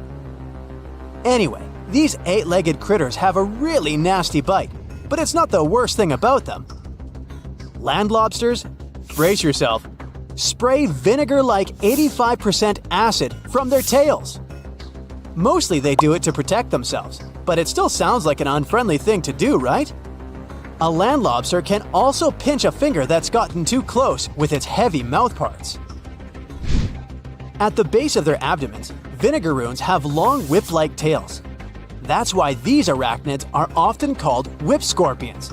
even though they're neither related to scorpions nor have stingers. Summer rains lure these arachnids out of their burrows in search of food and love. Luckily, experts claim that land lobsters aren't poisonous to humans, but they're very likely to leave a mark with their large pinchers, which they use to capture insects.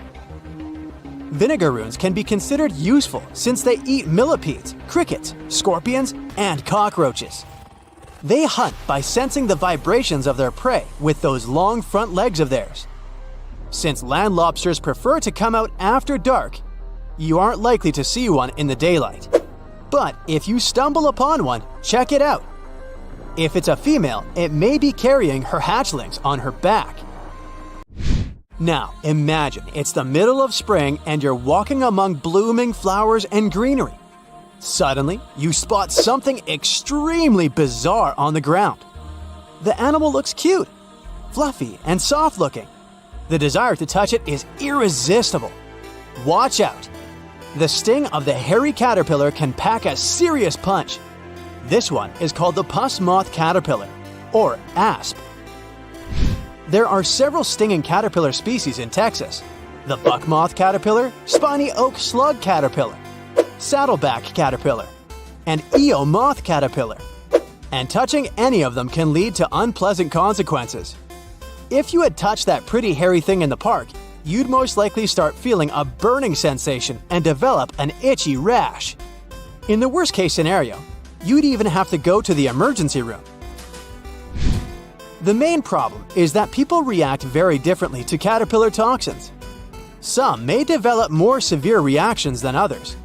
Plus, how bad the consequences are also depends on the thickness of the skin in the affected area.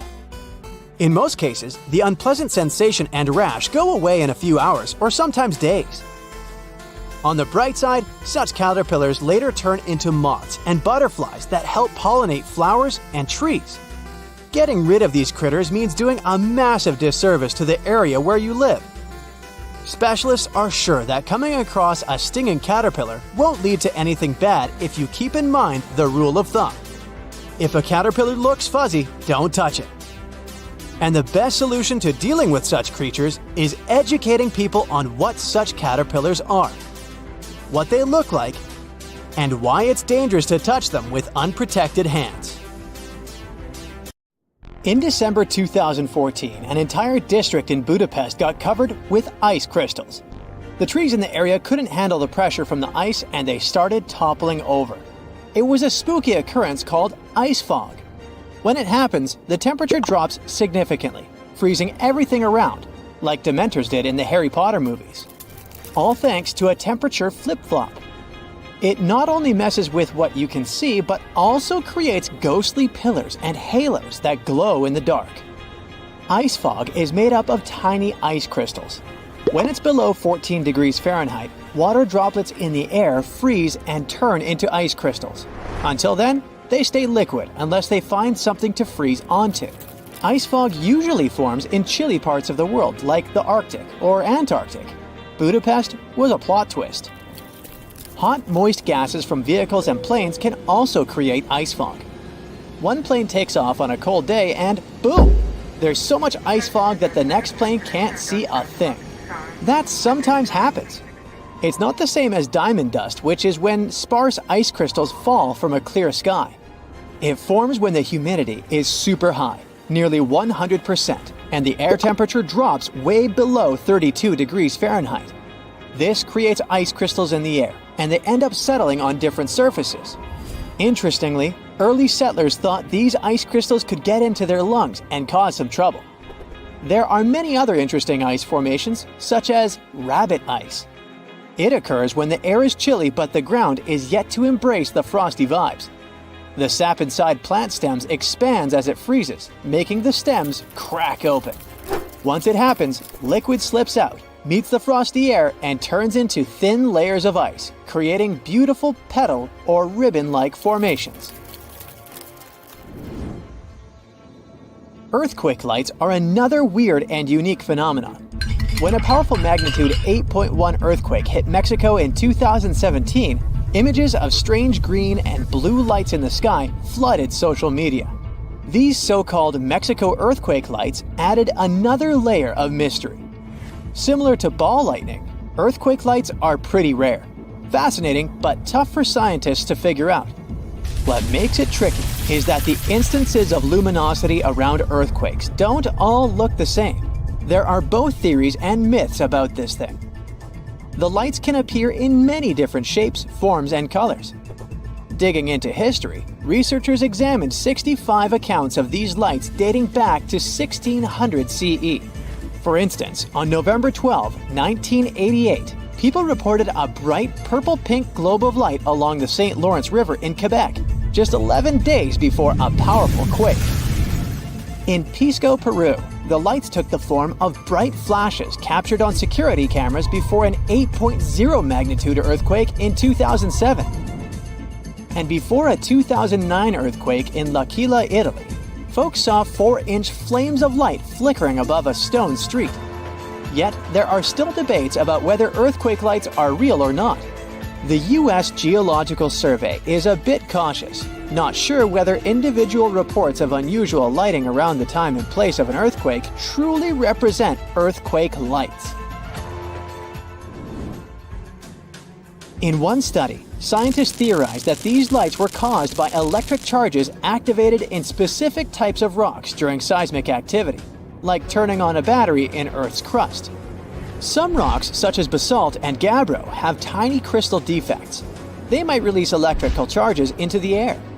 Researchers estimated that the conditions needed for the creation of these lights existed in less than 0.5% of earthquakes worldwide. It could explain their rarity. They also noted that the lights tend to show up more often before or during quakes than afterward. An earlier study suggested that tectonic stress could create a piezoelectric effect where quartz-bearing rocks produce strong electric fields when compressed. Yet, studying earthquake lights is tough because they're unpredictable and short-lived. Time to talk about a sudden ring around the moon or sun. You're walking with a friend and suddenly see this sun halo. It's nature's warning. A snow or rainstorm is coming. These halos form when bazillions of tiny ice crystals in clouds refract sunlight. Resist the temptation to stare at this wonder directly. It can damage your eyes. Grab sunglasses and then admire it for about 40 minutes. Nature sends other early warnings too. If the sea mysteriously recedes, showing coral and fish, a tsunami might be on the way. Watch out for rip currents on the beach. Sharks might be fleeing a storm if they come unusually close. Feeling your hair stand on end and jewelry buzzing? Lightning might strike nearby. Seek shelter. Avalanches, green storms, and lakes near volcanoes are all potential dangers. Cross seas are extremely dangerous. Cave exploration during a full moon might cost you your life. If the ocean turns reddish-brown, avoid swimming. There might be toxic algae in the water. Animals sense disasters too. If they act strangely, pay attention. There's a fascinating blue glow around Matsu Islands on summer nights. It's caused by tiny glowing creatures. Tourists love watching this beautiful spectacle, but there's a downside. It's toxic and getting bigger each year, as revealed by a study. Despite its romantic appearance, this phenomenon is harmful. A team of oceanographers used satellite data to track its growth over 19 years. After analyzing almost 1,000 satellite images, they concluded that it was expanding into deeper waters. Unfortunately, this expansion poses a threat to marine life. The bloom of blue tears can poison fish and sea turtles and even affect human health. While dinoflagellates themselves aren't toxic, their food, toxic algae, releases harmful chemicals into the water. This process depletes oxygen, endangering marine animals. The main cause is unclear, but pollution from agriculture down the Yangtze River seems to play a crucial role. Agricultural runoff introduces nutrients that fuel the bloom. During the construction of the Three Gorges Dam project, the bloom's size reduced when the river's flow decreased. After the dam was finished and the river started flowing strongly again, the bloom resumed its growth. The team predicts that blue tears will keep expanding, posing an ongoing threat to marine life and creating more vividly glowing waters. A katabatic wind or drainage wind happens when dense cold air descends from a higher elevation down a slope due to gravity. These winds can be powerful, sometimes reaching hurricane speeds, but rarely. Unlike all downslope winds, katabatic winds like the Bora in the Adriatic or Santa Ana in California originate from cooling air on elevated surfaces like plateaus or mountains. As the air descends, it warms up. Its temperature depends on the source region. In Antarctica, katabatic winds are crucial in shaping wind fields. In regions such as Greenland and Antarctica, these winds can become extremely intense, reaching hurricane force.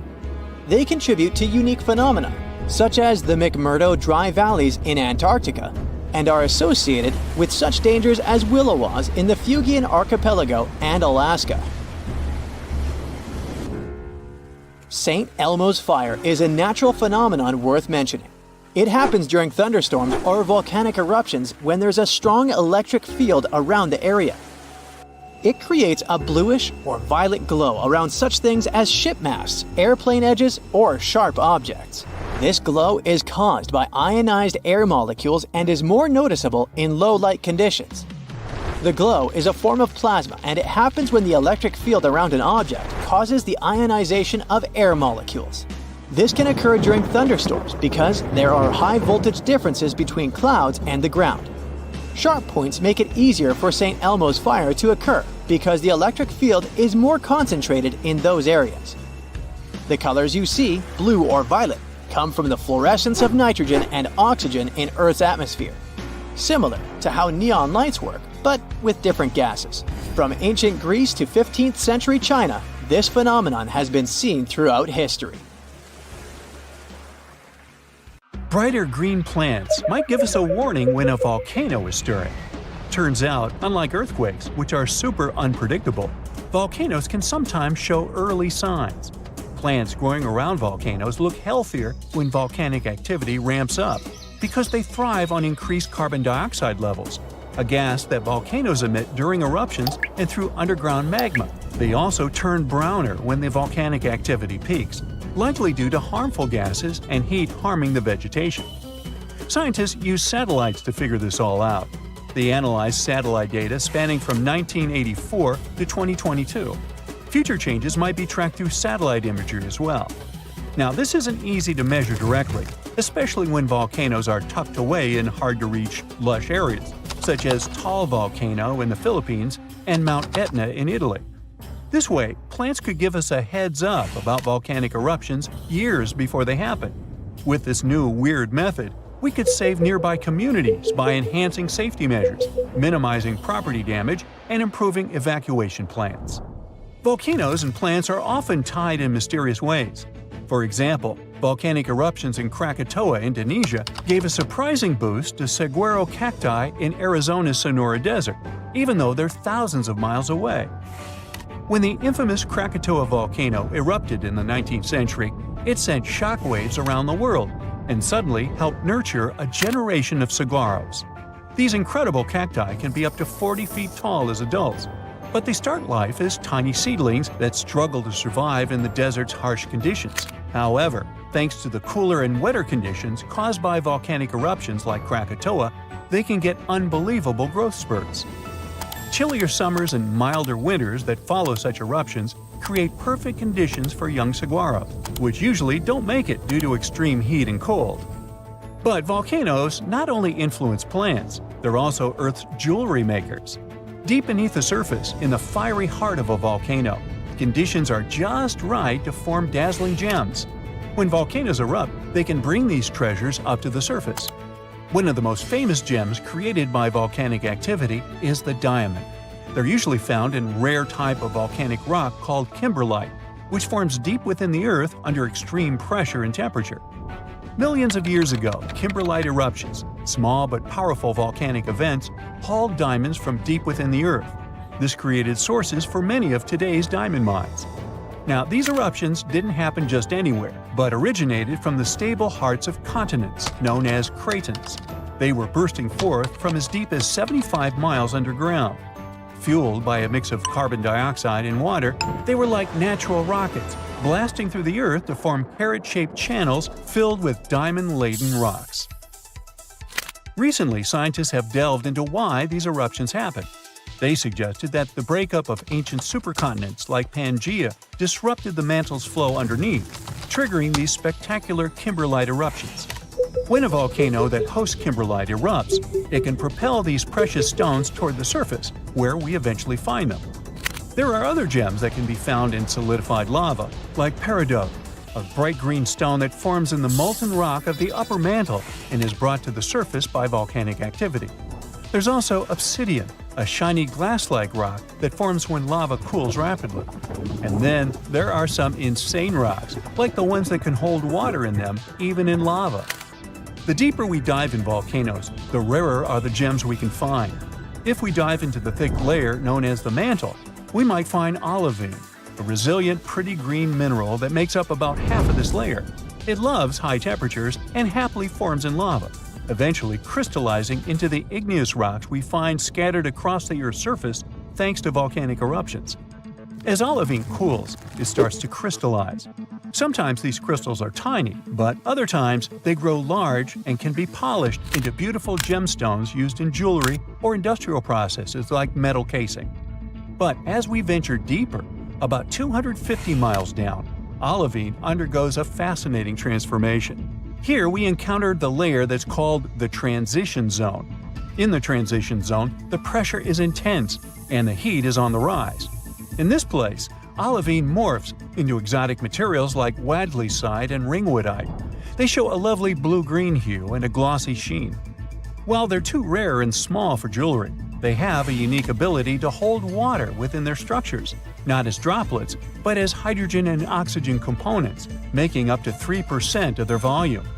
Later, it turned out that the transition zone is not just a pressure cooker for minerals, it's a giant sponge, holding a vast underground water reservoir. This was a groundbreaking discovery. You get the pun? This hidden water doesn't form an ocean as we know it, but suggests vast amounts of water are stored deep within the Earth. Volcanoes can help us learn more about life not only on our planet, but on others as well. In the fiery heart of Costa Rica's Poas volcano lies Laguna Caliente. This hydrothermal crater lake is among the most brutal environments on Earth. We've got a whole bunch here: scalding temperatures, toxic minerals, and water so acidic it can corrode metal. But despite all that, there's a few tough microorganisms that manage to thrive in these conditions. And this remarkable survival has caught the attention of scientists because it might just hold clues about life on Mars. Scientists are studying these extreme microbes. Turns out they've developed a myriad of genetic adaptations to withstand their harsh surroundings. They have genes that help them process everything, from sulfur and iron to carbon and bioplastic granules. All these things could be crucial in environments as challenging as Mars. NASA's Perseverance rover is currently exploring the crater rim of Jezero crater on Mars. Previously, we looked for Martian life signs in places like old stream beds and river deltas. However, the discovery of Laguna Caliente suggests that we should probably look for life in the remnants of ancient Martian hot springs as well. These spots might have once had the right cocktail of heat, water, and energy sources that are thought to be essential for kickstarting biology. Volcanoes can help planets in many ways, but they can also destroy life. Scientists believe that volcanic activity was one of the main reasons for at least 3 of Earth's 5 mass extinctions. Take the mass extinction of dinosaurs. We're used to blaming it on the Chicxulub meteorite, but there's a chance it could have been caused by volcanoes. The consequences of the eruptions can be horrifying. Mount Tambora, located on the Indonesian island of Sumbawa, erupted in 1815 and was the most powerful eruption ever recorded in history. This massive eruption was so strong it ejected between 8 to 11 cubic miles of material. It was so loud that the sounds of the eruption were heard as far away as Sumatra, over 1,600 miles distant. Before its catastrophic eruption, Tambora had been dormant for centuries, and its magma chamber slowly cooled and crystallized. This process built up immense pressure inside the volcano. It was eventually released in a series of terrifying events starting on April 5, 1815. The climax came on April 10th, when massive plumes of ash and pumice were thrown into the atmosphere. The aftermath of the eruption was dire. Tsunamis devastated the surrounding area. It's estimated that around 4,600 people passed away immediately from the eruption itself, with ash fallouts affecting air quality and water sources across the region. This event came down in history as the year without a summer. This was due to the vast amount of sulfur dioxide Tambora ejected into the stratosphere. It created a veil of aerosols that reflected sunlight and significantly lowered global temperatures. A similar thing happened to our planet 66 million years ago, during the dinosaur extinction. The sky turned black for months. I mean, I wasn't there, but that's what they say. In January 2022, a volcano eruption happened in the Tonga Islands that forever changed the way we understand GPS signals. This volcano caused a massive disturbance, sending out a colossal mix of gas and debris in the air. It generated a shockwave that traveled across the entire atmosphere, reaching all the way to Alaska, and launched a tsunami over nearby islands. Over northern Australia, it crafted a weird plasma bubble in the upper atmosphere, which disrupted GPS systems for hours. People that happened to be under this bubble and in need of precise GPS waited for ages before their device could receive precious information again. The exact place where these disturbances occurred is called the ionosphere. It's the place where our atmosphere meets outer space and looks like this buzzing layer where heat from the sun turns gases into electrically charged particles. It can also be seriously unpredictable, changing depending on the weather and thinning out when the sun's rays are less powerful. Because it's electrically charged, the ionosphere helps us with our communication needs. It houses many satellites, including the International Space Station. Here's how changes in the ionosphere can interact with GPS signals. Let's say you're playing detective with your friends and need to find them using a special radar. This radar sends out invisible waves through the ionosphere to locate your buddies. If everything is normal, you'll find their precise location in no time. Should those waves go through a place where the ionosphere particles are a bit messed up, the waves might slow down, get scattered, or change direction, confusing your radar. In the same way, when GPS signals travel through a damaged ionosphere, they can malfunction. Scientists have developed a way to fix this, like special sensors to anticipate changes in the atmosphere. The ionosphere is also sensitive to rockets being launched from Earth, not just storms and volcanoes. At first, astronomers believed these red patches they were noticing in the sky were similar to the northern lights found in Sweden, Finland, or Canada. But they soon figured out there were gaps in the ionosphere. Beautiful to look at, yes, but experts are worried that these crimson areas might be causing communication and astronomy problems that we've yet to discover. Since scientists don't know all the effects of these holes on our environment, it's best to steer clear if you see a red hole in the sky, just to be safe. But at least they seal up within 10 to 20 minutes. Mars has its own eerie set of lights happening in the atmosphere, and you'd think, since it's the red planet, these lights would also be red. Should you ever land on its surface, surprise! At times, the sky turns to a green glow. This unexpected hue could be very important for future Mars trips, since it can help specialists better understand the Martian atmosphere. Or what's left of it. That's because at some point in its history, Mars switched from being a warm and wet world to the cold, dry plains we know today. How is Mars slowly losing even what's left of its atmosphere? One popular theory is that Mars's weak gravity, combined with the fact that it doesn't have a strong magnetic field, lets the atmosphere escape into space. This vulnerability comes from the solar wind, a constant flow of particles from the sun. The sun's push over millions of years may have thinned out the atmosphere, grabbing the lighter parts. Some scientists suggest another possibility. A colossal impact by another object might have swiped Mars's atmosphere away. Studying this greenish glow is key to understanding what's going on the Martian atmosphere, a place satellites can't directly explore.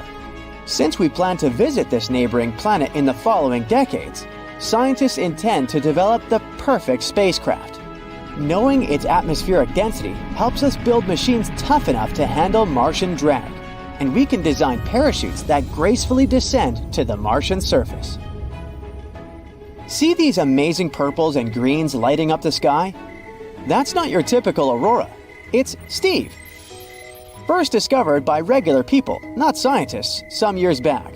We now know it's the aurora's more elusive cousin.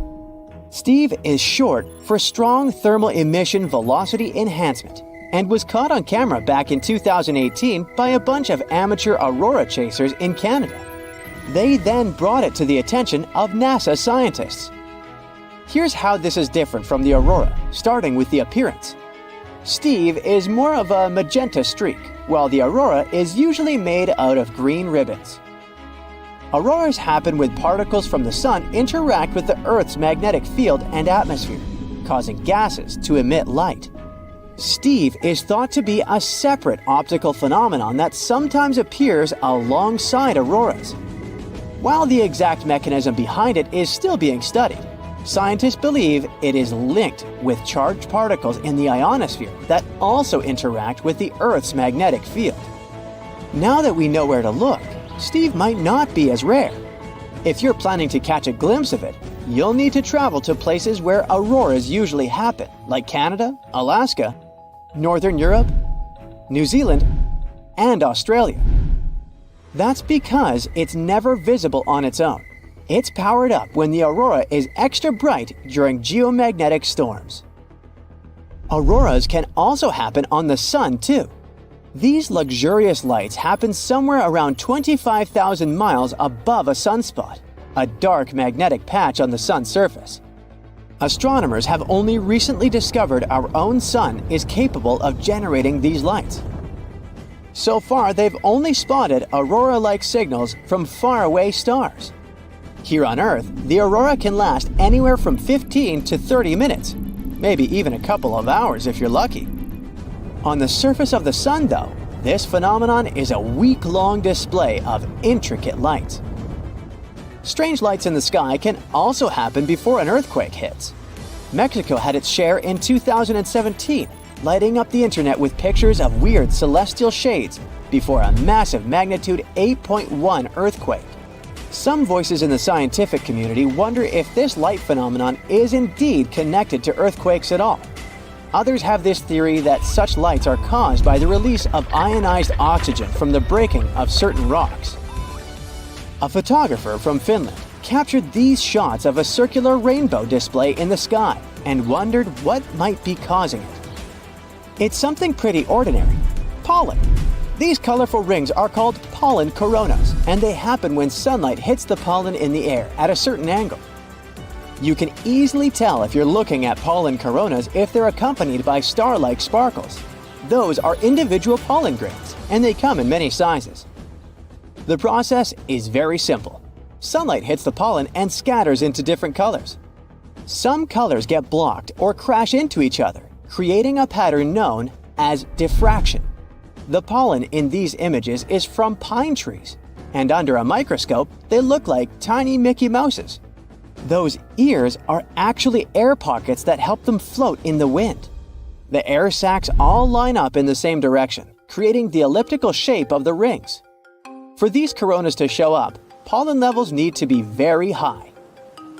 An astronaut up on the International Space Station once snapped this picture of our planet, showing these two weird blue patches of light in our atmosphere. They might seem related to each other, but these lights are two different natural phenomena that just happen to be captured at the same time. The first one down at the bottom is a massive lightning strike that zapped somewhere in the Gulf of Thailand. Lightning is usually pretty hard to spot from way up there because of clouds, but this time it struck between them, firing up the walls around it like a luminous ring. The second blue blob up in the top right happened because of the moon. The way our natural satellite lines up with the space station lets the sunlight it reflects shoot straight through Earth's atmosphere. This turns it into a bright light with a fuzzy halo. It happens because some of the moonlight bounces off tiny particles in our atmosphere, making the moon look blue in this picture. That orange halo curving along Earth's edge is just the atmosphere. That's it for today. So hey, if you pacified your curiosity, then give the video a like and share it with your friends. Or if you want more, just click on these